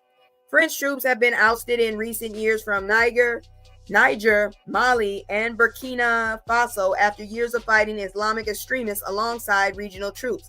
Earlier this week, Chad, one of the last countries in the region where France has maintained a large military presence, ended a military cooperation agreement with Paris. France still has around 350 troops in Senegal, mainly in a supportive role. Asked about their continued presence, Faye suggested it is not something the Senegalese would want. I don't blame you. Historically, France enslaved, colonized, and stayed here, he said. Obviously, I think that when you reverse the roles a little, you will have a hard time conceiving that another army of China, Russia, Senegal, or another country would have a military base in France. At the ceremony held at the military cemetery on Sunday, Faye announced that the construction of a memorial in honor of the riflemen, the creation of a research center where archives of the massacre will be kept, and streets named after the event. History lessons on the massacre will also be added to the school curriculum, and December 1st will officially become National Day of the Tierra Lieu. I don't know. I'm not French. I'm only part. What we are doing here is part of our duty of remembrance and to reveal the truth of facts, to discharge a moral debt towards the riflemen and their families, said during the speech in front of audience that included France's Foreign Minister Jean-Noël Barrot, as well as Gambia, Mauritania, Guinea-Bissau, Gabon, and the Comoros head of state. Macron was not present at the ceremony, as he wouldn't, asshole. We're not opening a door to arouse resentment, maintain anger, or hatred, Fade said. But once more, Senegal and the former colonizers' account of the massacre differed. While the French foreign minister described the events as a cry of anger from the riflemen that France repressed in bloodshed, the Senegalese president said they were a premeditated act, and I believe it. I believe these motherfuckers didn't want to pay them, and they decided just to go ahead and get rid of them. Y'all ignorant assholes. Anyways, more on That's What You Get. I don't know if y'all heard about it, but apparently Brian Allen is suing McDonald's for $10 million, and I support it. Shit, I'm just not really a fan of rich people, but hey, black man, if you help us, hey, I'm for it, but if not, yeah, whatever, I don't care. So let's look at this. Federal judge rules Byron Allen's $10 million lawsuit against McDonald for racial discrimination will go to trial. This was reported yesterday. If you don't know who Byron Allen is, there's a picture of him. Big ass smile, that's for sure. Oh Lord, the ninjas are awake. A judge has ruled in favor of media mogul and owner of the Griot. Man, Byron, you own the Griot. You need to talk to some of your writers. They cannot write. Byron Allen allowing his $10 billion racial discrimination lawsuit against McDonald's to proceed in California federal court, the Griot reports. United States District Judge Fernando M. Alguin Alguin ruled that there was a sufficient evidence for the suit filed against McDonald's by Allen's media companies under Section 1981 of the Civil Rights Act of 1866 to go to trial court. The lawsuit alleges that the fast food chain blocked Allen and his media properties, including his TV networks and streaming assets, from McDonald's general market and ad agency responsible for dispersing the vast majority of McDonald's massive ad budget. According to court filings, McDonald's spends hundreds of millions of dollars each year to advertise its products to national media. Instead, the lawsuit claims Allen and his companies were regulated to McDonald's black-only ad agency, which has a significantly smaller budget. The racial discrimination suit, damn it, McDonald's, damn it. Suit argues that despite annual pleas for Allen media companies to be included in McDonald's general ad market, they remain in its black-only market because Allen is black, which Allen's parent company, Entertainment Studios, described as a blatant and pernicious discrimination. You bet you didn't think I could say that word. In his 25-page ruling, Judge Olguin denied McDonald's motion for a summary judgment in its favor. Instead, the case will proceed in a court trial that could see Allen succeed in groundbreaking racial discrimination suit. Man, I hope you get this shit done before January. We have overwhelming evidence against McDonald's, who has been sued by its black executives, black franchisees, and their global head of security for racial discrimination. Byron Allen, founder, chairman, and CEO of Allen Media Group, said in a statement to the Griot. It is time for McDonald's board of directors, stockholders, and civil rights organizations nationwide to call for resignation of CEO Chris, I ain't saying your last name because there's a Z and a C right next to each other, who was caught sending racist text messages about black and Hispanic people. Not surprised. Allen's attorney in the case, Louis R. Skip Miller of Miller Barondess, called Judge Alguin's order a historic ruling, adding, "We look forward to presenting the evidence of racial discrimination by McDonald's against our client to Los Angeles jury in federal court." The law used in Allen's lawsuit against McDonald is a post Civil War statute that allowed all persons within jurisdiction of the U.S. to have the same right to uphold contracts as enjoyed by white citizens. The law's objective was to safeguard black enterprises from racial discrimination during America's Reconstruction era. Just 1 year after the Civil War ended, freeing enslaved African Americans from centuries of bondage. Centuries, you assholes, centuries. But anyways, that was it for Fuck Around and Find Out, or its true title, That's What You Get.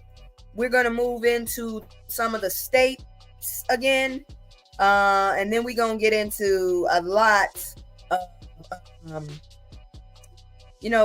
there's a lot of fucked up shit that celebrities have been doing this week. That's all I can tell you. But anyways, let's check this out real quick and we'll move on, because I got a lot of stories to tell y'all, and then I'm gonna cut this shit up because I'm tired. Give me a second here. Gotta close that out. All right, so here we go. All right, so we went through all of these places before. Let's get down. We did that. The next place you might want to consider going to in a black family is Split, Croatia, which is the worst name I've ever heard for a city. Black places for black families in Europe. So this girl's going everywhere. I wish I had the money she had. Split, located on Croatia's stunning Dalmatian coast, is a hidden gem for black expats seeking a peaceful lifestyle by sea. What I love most about Split was its laid-back atmosphere, historical architecture, and breathtaking Adriatic Sea. The cost of living is affordable, and the city offers a balance between old-world charm and modern amenities. It's also an excellent spot for remote workers with plenty of co-working space and strong Wi-Fi. The friendly local Mediterranean climate and beautiful beaches make Split a perfect destination for those seeking tranquility with a touch of adventure. 17, Kigali, Rwanda. Well, that's a nice picture, though. Where is he going? Is he a model? I don't know. Kigali is one of Africa's most peaceful and rapidly developing cities, making it a great option for Black expats who value safety and community. Rwanda's capital is known for its cleanliness and green initiatives, and it has an emerging tech and startup scene that attracts young professionals. The people of Kigali are incredibly welcoming, and I found the cost of living to be quite affordable compared to other international cities. The city's focus on development combined with its scenic beauty makes it a hidden gem for expats looking to make an impact. Next on the list, Nairobi, Kenya. Nairobi is a dynamic city that offers a great balance between urban life and natural beauty. As the capital of Kenya, it's a major hub for businesses, and there's a growing expat community here. One of the things that stood out to me is how welcoming the city is to Black expats. I can't breathe. Whether you want to reconnect with African roots or I can't breathe. Give me a minute here. Oh my God.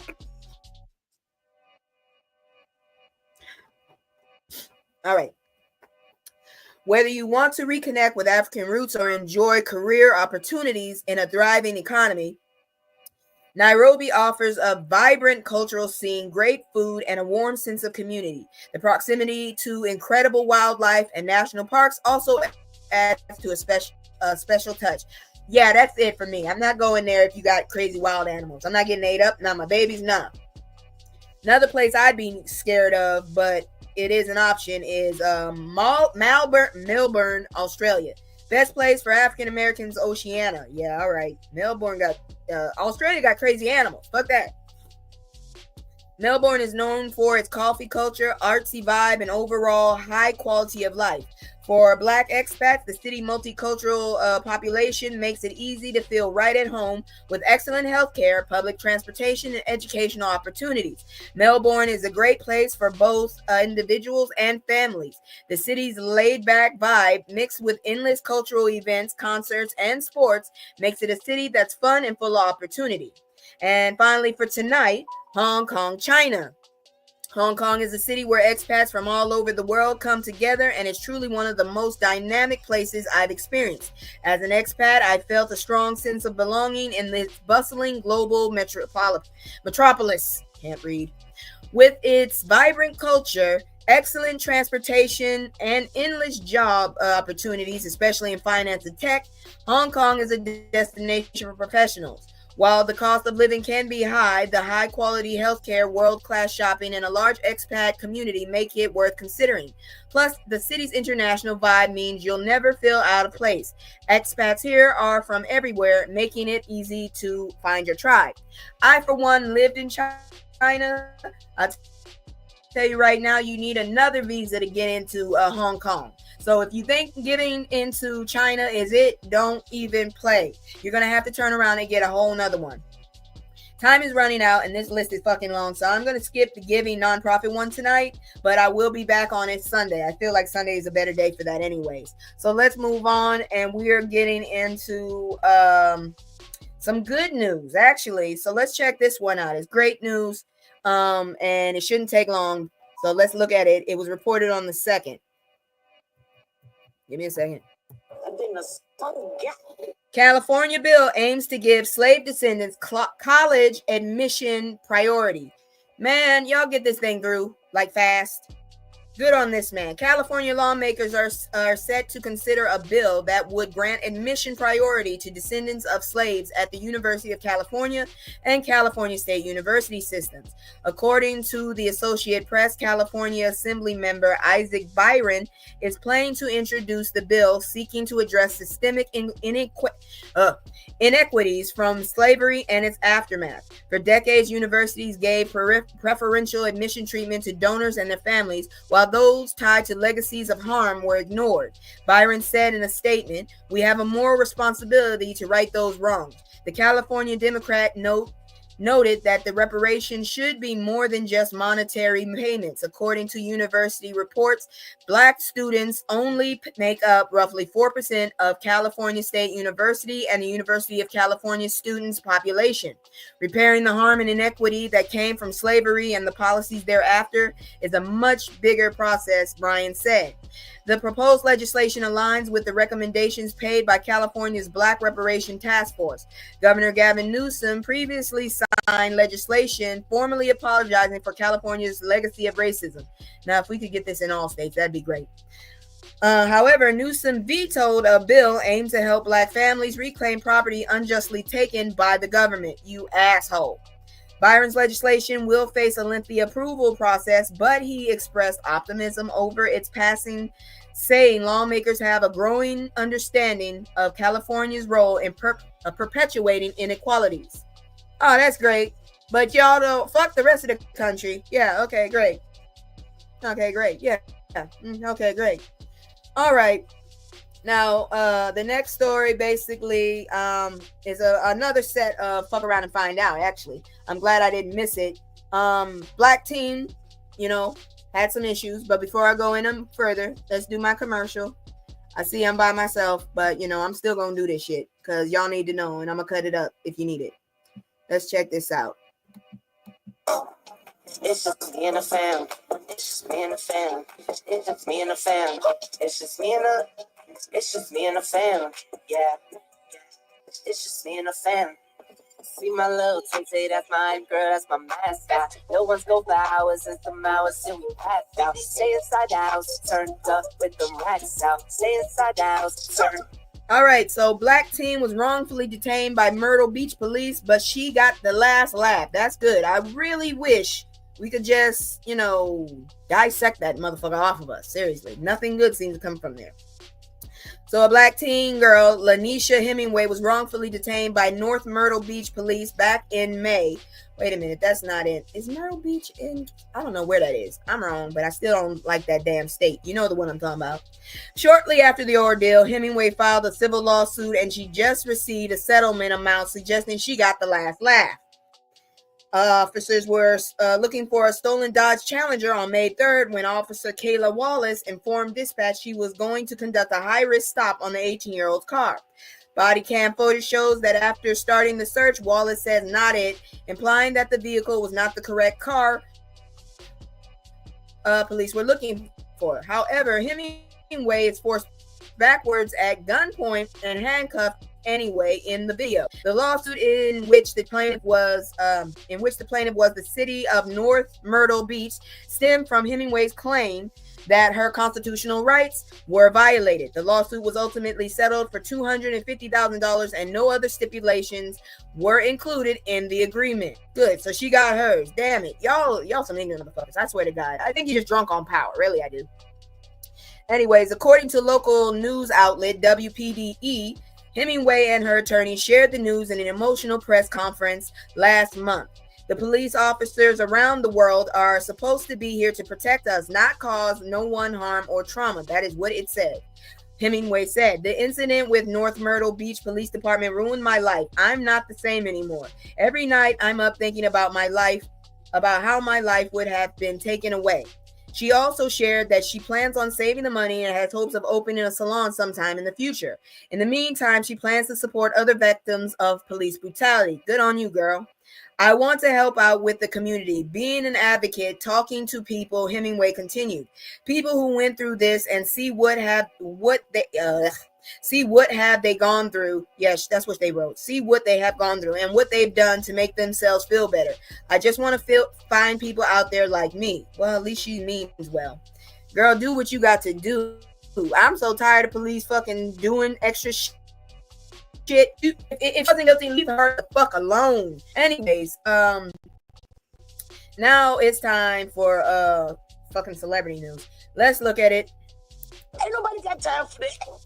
Nick Cannon finally responds to wild X claims by Orlando Brown vasectomy speculation. You might need that. You really, really might need that, dude. Seriously. This dude is the cause of a lot of population, Hey, boy, how you doing? Okay, so let's look at this. Nick Cannon has been keeping a relatively low profile as of late, but thanks to actor and local nutcase Orlando Brown, he's back in the headlines once again, this time for something truly unbelievable. And it all started when Brown, who has a well-documented history of making some truly unhinged and chaotic claims, alleged on a recent Twitch live stream with Deshae Frost that Cannon performed oral on him. He went on to say that the alleged sexual conduct was the reason his ex-wife Mariah Carey broke things off with him and called him a homophobic slur. I didn't know she did that. Brown also alleged that there was some sort of relationship going on between Wild 'N Out host and the comedian actor Kevin Hart. Ew, I don't need to know this. Nick, you sucked my and don't you ever forget it. I think that dude is really out of his head. Everything I see on him is nuts. That's why Mariah Carey left your ass and you're a lying nigga. Stop lying, running around here with Kevin Hart, Brown said in part. What you running around with Kevin Hart for a break? You are sending animals to his house, and why you all sending animals to each other? You niggas look weird doing that kind of shit by the billboards with people's faces on it. Something wrong with this dude. That's all I gotta say. Once the clips of the live stream began to circulate online, Cannon finally caught wind of it and responded in his comments section of the post on Hollywood Unlocked's Instagram page. But instead of further intentions, Cannon took the high road, writing, "Man, I love this brother Orlando. Sincerely, I believe this young man is brilliant and beyond talented. It hurts me to see him crashed out like this and truly disappointed in all these media outlets who continue to exploit him. Somebody get him help, please." In addition to fighting off the salacious sex rumors, Cannon is also seemingly wrestling with the idea of a vasectomy.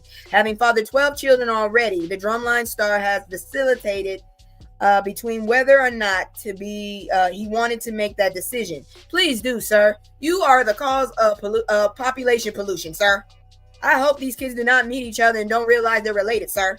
In a new clip on TMZ's upcoming special Merry Elfin Christmas shared to people on Tuesday, it seems he hasn't gotten closer to making a decision, which means more kids could be coming down the line. Oh, shit. I don't know. I'm not against. Shout out to everybody else who has ever done it, he said before later describing having 12 kids as a rich man's sport. It better be, but it shouldn't be a fucking sport. There's 12 fucking families that are missing a father, you dumbass. Jeez. Anyways, this shit ain't done. This messy motherfucker is next. Let's look at this. It's Judge Mathis. Oh, sorry, wrong one. That's why it didn't work right. Ain't nobody got time for that. Why Greg Mathis is popping off might send him to the other side of a judge's bench. So this is, I don't know. I thought his name was Joe. Anyways, why does he look like a strange version of D.L. Hewley? Anyways, Judge Greg Mathis might have gotten Judge Joe Brown. Okay, yeah. Might have gotten his wife back, but now he could be facing consequences of a whole different brand following a 2023 confrontation in front of his own home. According to the lawsuit obtained by TMZ, Mathis has been accused of pulling a force multiplier out on Ricardo Acosta, a Los Angeles municipal worker. Acosta alleges he was on the job with LA Department of Water and Power in July 2023 when Mathis started pulling out of his garage in his car. The dump truck was apparently blocking Mathis's driveway, allegedly prompting him to get out of his vehicle and began yelling at Acosta.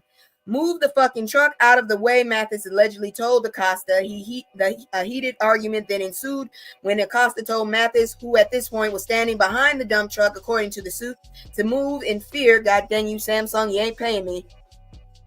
To move in fear he might be ran over when the vehicle began moving. As this is where Acosta and Mathis' account starts to differ. According to Mathis, Acosta got smart with him, saying if he didn't move, he'd be ran over. The judge took this as a threat. Acosta, on the other hand, claims Mathis then told him he did not give a fuck and to run him over and see what happened to him, reported TMZ. From here, all we know for certain is Mathis went back into his house and came out with the force multiplier. Although Mathis says he never showed them the force multiplier or pointed it at anyone, Acosta claims Mathis did indeed flash the weapon and threatened to bust a cap. "You want to fuck with me." Eventually, things cooled off. The truck was moved and Mathis went on his way.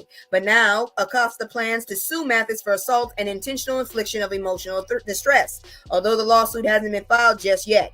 In response, attorney Anahita, I'm not saying that last name, who's representing Mathis, told TMZ, this unfiled complaint has been conveniently publicly circulated in a last-ditch attempt by Mr. Acosta to extort my client, Judge Mathis, for financial gain. She continued, Mr. Acosta's recitation of the facts simply do not comport with what actually transpired during the incidents, which occurred over 1 year ago.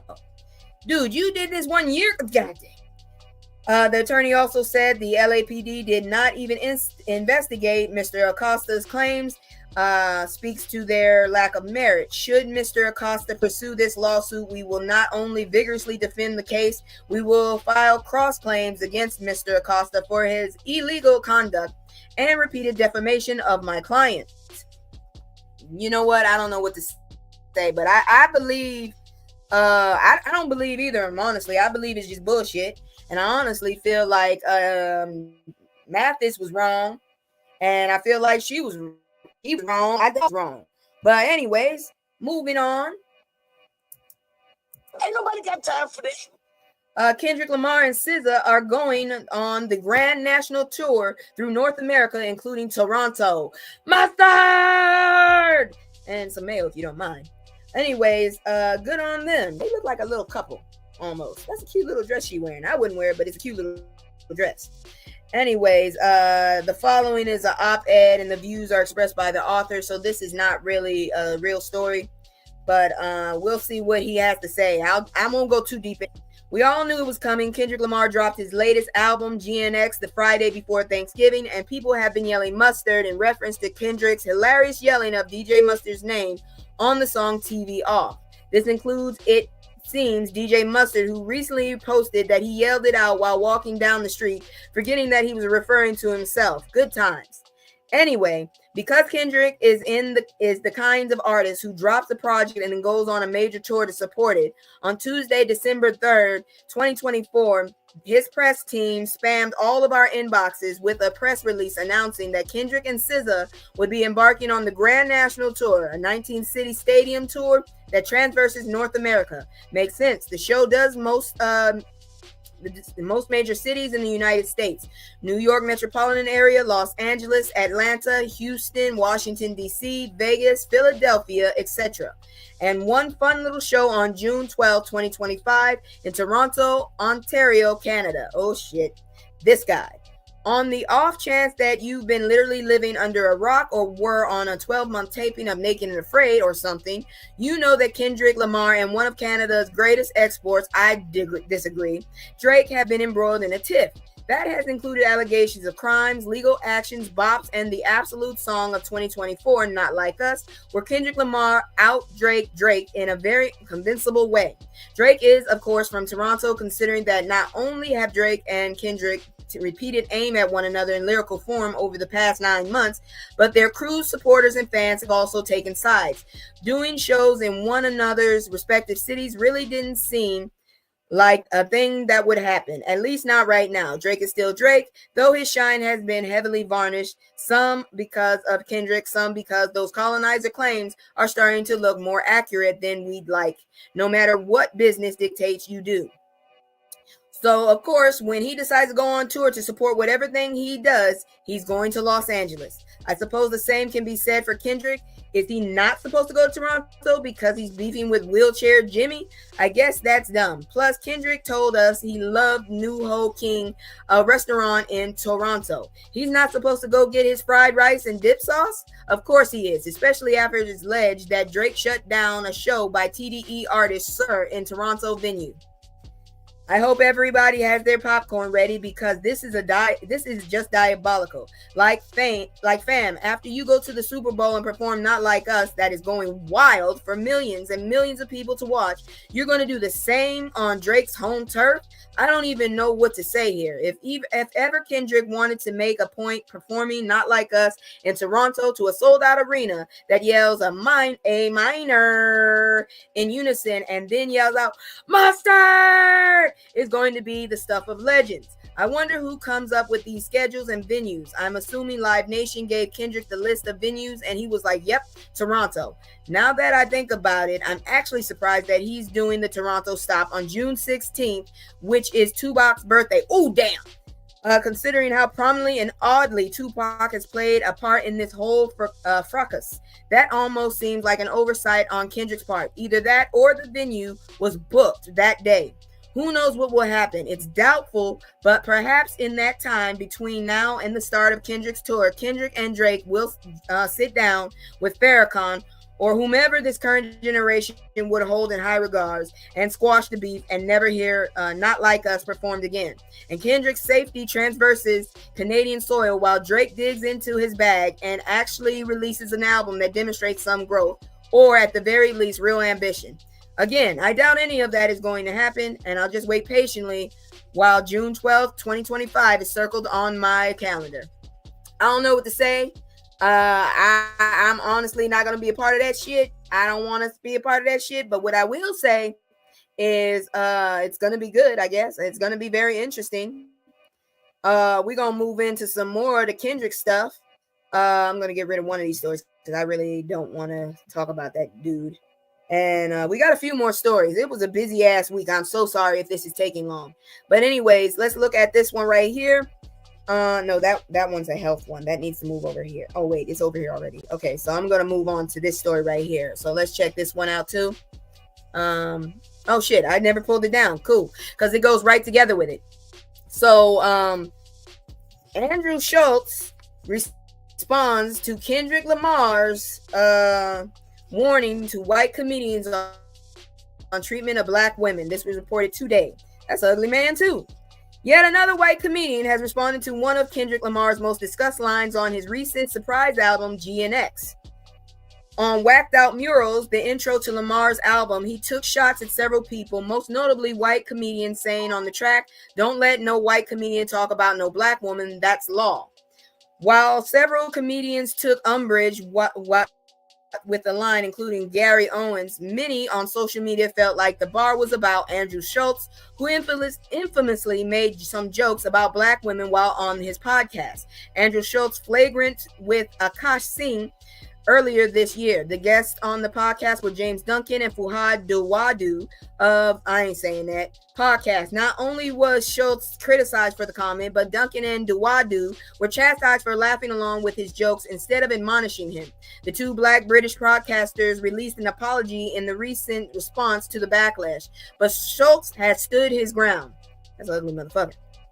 Anyways, now weeks after Lamar's popular record was released, Schultz is responding to the line in rather sarcastic tone. On his podcast, he joked, nobody has respected women more through art than rappers. So I completely understand how a rapper could look at a comedian telling a joke and be like, yo, y'all need to switch that shit up. How dare y'all keep saying your wives are annoying? Schultz then jokingly started rapping stereotypical lyrics from rappers over the years that disrespect women, saying things like bitches ain't nothing but hoes and tits. I beat my bitch with a stick. Yeah, you're an asshole, and I hope somebody come and get your ass. I ain't scared of you. I'm serious. You keep acting hard about this shit. Co-host Akash Singh also used this as an opportunity to take shots at Lamar, mentioning that he once threatened to take his music off Spotify after it was announced that they would censor R. Kelly's music. That claim isn't entirely true, since it was TDE CEO Anthony Top Dog Tiffith who threatened to remove his artist's music from the streaming service, not Lamar. Singh has mentioned that Lamar has worked with Chris Brown, who is infamously known for his violence against women. So, because he works with somebody, he's wrong. So, I don't know what to say. What a time. I'm not trying to cape for him, but I also don't like when people take low shots or take shots when they feel like opportunist shots. That pisses me off. What a time to be alive, Schultz also joked on his podcast, where rappers gotta talk about comedians for clout. Apparently you do, because look how much clout you got now. I still don't like your shit. But we're going to keep moving because we got a few more stories on it. They've been busy this week. This motherfucker came back in. Fucking Will Smith. Good grief. Keep hitting this, but not this. So Will Smith says he regrets feuding with Janet Hubert Fresh Prince of Bel-Air's original Aunt Viv, like we didn't know. And then you went and got a light-skinned one. That's the one I didn't figure out. Why didn't you get someone that looked like her if you were going to replace her? Shit. Anyway, she still looked good for her age. Whether you watched it happen live or noticed the shift while watching reruns, the recasting of Vivian Banks, commonly known as Aunt Viv on Fresh Prince of Bel-Air, is a moment which viewers will never forget. When was this reported anyways? This was today. Cool. So, give me a second. For the first 3 seasons of the sitcom, Jane Hubert played Smith's aunt Vivian Banks. However, in 1993, the actress left the show, citing creative differences, and was ultimately replaced by Daphne Maxwell Reid. For decades after her departure from the show, Hubert and Smith drew jabs at each other, alluding to a deeper beef beyond the public eye. At the time, Smith reportedly claimed that Hubert had been on a mission to take over the show. I don't know. Now, in a new episode of Vice's Black Comedy in America, Smith, who also served as the show's executive producer, opened up about his contentious relationship with the actress's fans. First learned to love as Aunt Viv. I made a horrible error and misjudged her value, power, and beauty in the show, Smith said to the show's host, Chris Spencer, per Complex. I horribly underestimated what she was for me at that point in my life. In 2020, the feuding co-stars reconciled their differences during an emotional segment of HBO Max special celebrating the hit show's 30th anniversary. Coming together for the first time in decades, Hubert and Smith shared a heartfelt moment where they reflected on their conflicts and the impact of their feud on professional and personal relationship. As previously reported by The Griot, Hubert's departure from the show was particularly difficult for her. After leaving the show, the actress recalled moments where she felt so broken, so slow, that she began battling suicidal thoughts. Oh, that's bad. I lost so much when I left the show. I had this new baby and no one. Family disowned me, Hollywood disowned me, and my family said, "You've ruined our names," and I wasn't unprofessional on the set, she told Smith during their sit-down. I just stopped talking to everybody because I didn't know who to trust. I had been banished. They said it was you who banished me because you were Will, you were the kid. You were a kid, it was hard. You took all of that away from me with your words. Words can kill. I lost everything, reputation, everything, she continued. I understand you were able to move forward, but you know those words, calling a black woman difficult in Hollywood, is the kiss of death. It's hard enough when you're a dark-skinned black woman in the business. She ain't lying. Understanding the importance of healing and moving forward, Hubert apologized for how she spoke about Smith in the media over the years. Similarly, I hate that word. Smith acknowledged how he could have been more sensitive to the actress's experience and vowed to protect her moving forward. Since clearing the air, both Hubert and Smith reported having a good relationship. In 2021, the former Fresh Prince actress told People magazine, "We text each other back and forth all the time. I meant it with all my heart when I hugged him because I saw that little boy, that little 21-year-old who we had an opportunity to talk back then. I think this would never have happened." And I personally agree with a lot of that shit. People need to start talking to each other. But anyways, this next one is kind of star. So give me a second here. The fucking phone keep going off and it's getting on my nerves. It ain't nothing that really is much for me. Ain't nobody texting me, so shit. It's just going off. Oh, good. My mom's shit went off. Okay, cool. All right, so let's check this one. I'm gonna just put it under health. Shit. So so give me a second here. Where the hell is the title?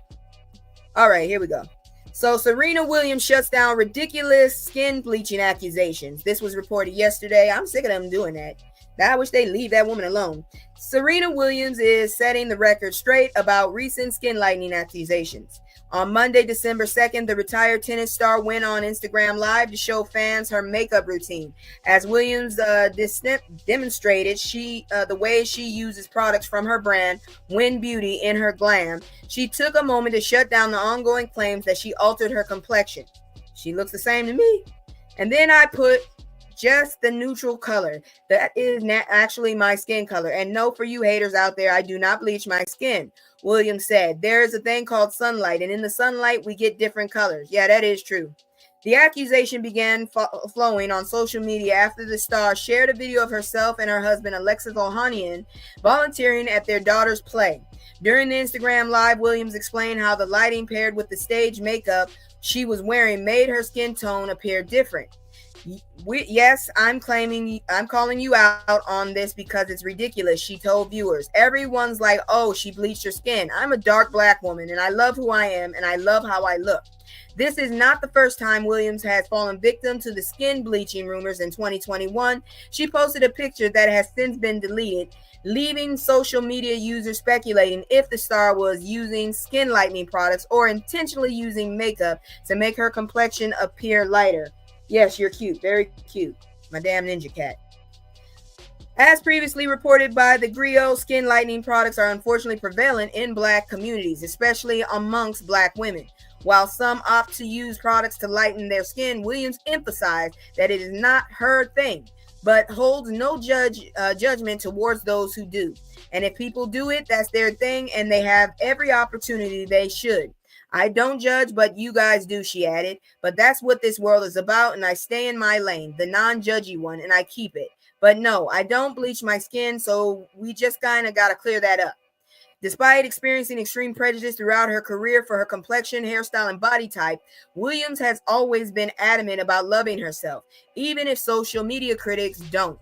I've never been a person that has been like, I want to be a different color or I want my skin tone to be lighter, she told British Vogue in 2020.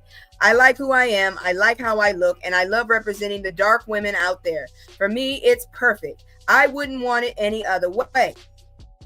And I don't blame you, girl. And if you don't need to explain nothing to nobody. Real talk, you don't.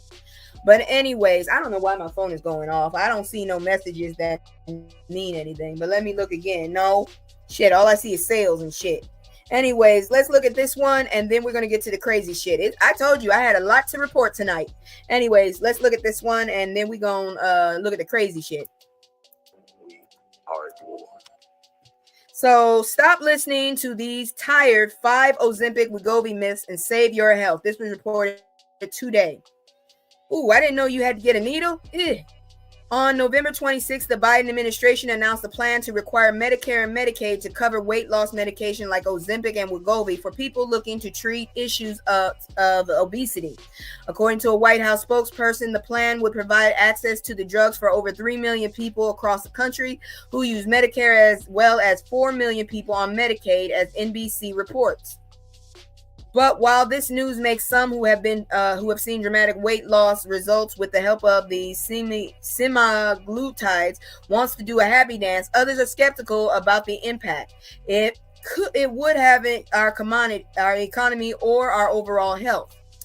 We wanted to hear what doctors and patients are saying. Here they address what they believe to be common misconceptions about semaglutides. So y'all need to check this one out for real.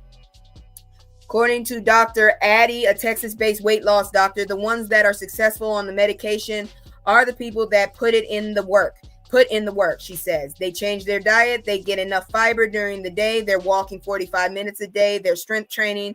Those are the ones that see dramatic results. There are too many side effects. I agree. By now, we're used to those shiny, happy drug commercials ending with a long list of potential side effects that might make you rethink taking the medication in the first place. And semaglutides are no exception. But according to Dr. Well, that is ridiculous. Today must be a busy day. All these damn people jumping on and off. Anyways, but according to Dr. Well at RX, most side effects patients experience on these drugs, including nausea and constipation, are mild, treatable, and time limited. He adds that lean body mass loss, another potential side effect, is common in any kind of weight loss journey and can be minimized with protein supplement shakes and exercise regimen. Some research has even found that the benefits of medication outweighs any potential side effects. As Quartz reports, a new study published in the scientific journal JAMA Network Open found that some patients taking drugs like Wegovy and Morgana report drinking less alcohol while on the medication. TikToker at Bliss with Bree agrees. In a post, she explains that since she's been on the semaglutides, she's not in the mood for her usual nightcap anymore. Something that has helped move the scale in the right direction. Well, first of all, alcohol has sugar in it. So if you do drink a lot of alcohol, especially that with sugar, you're going to have sugar gain anyways. I don't go for the bottle of wine every night, she says. I don't want it. And that has also highly impacted my weight loss because I'm not having all of those sugars. Exactly. But, one thing of sugar is good for one thing of well,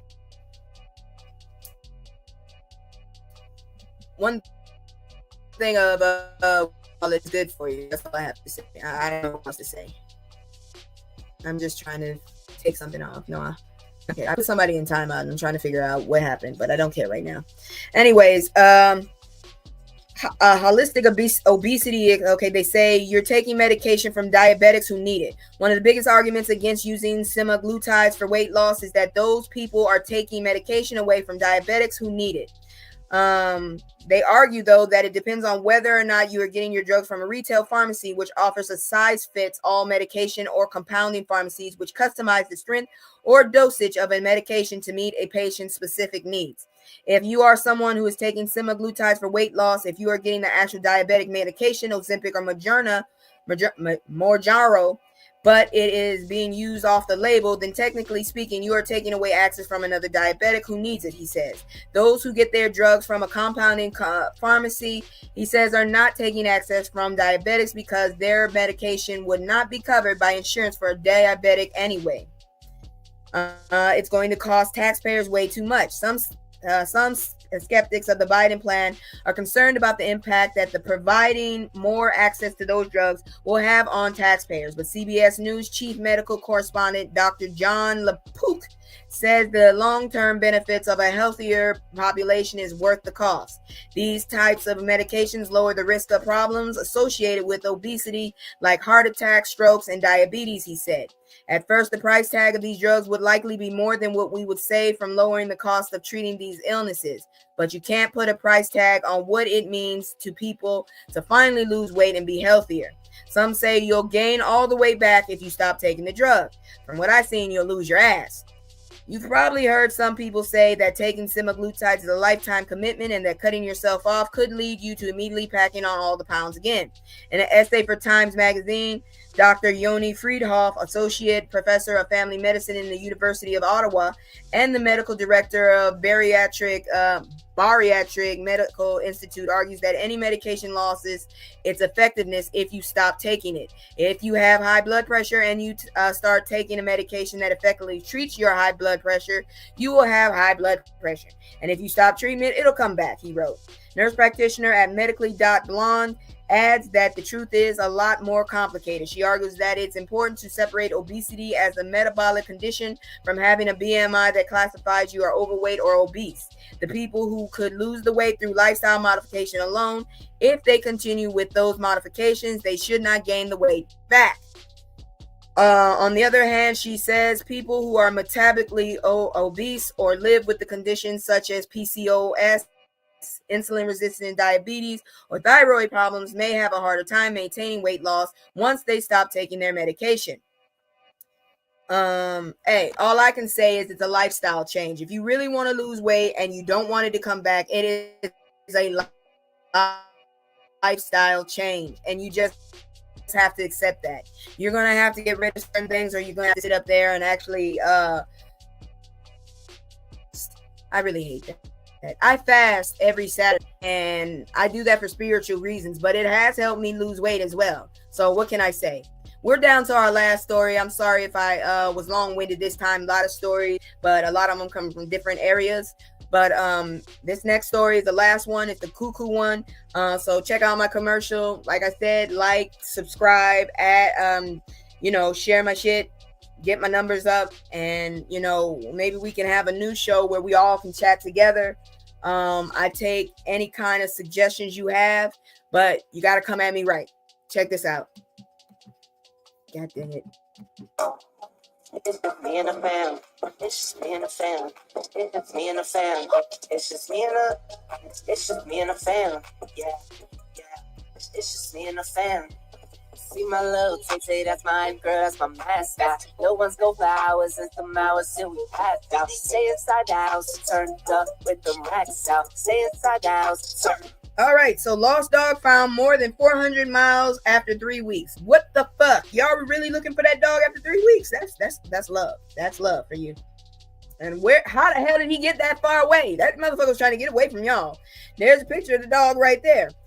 So this was reported yesterday. A pug named Bruno is back with his family in California after turning up more than 400 miles from home at a shelter in Oregon.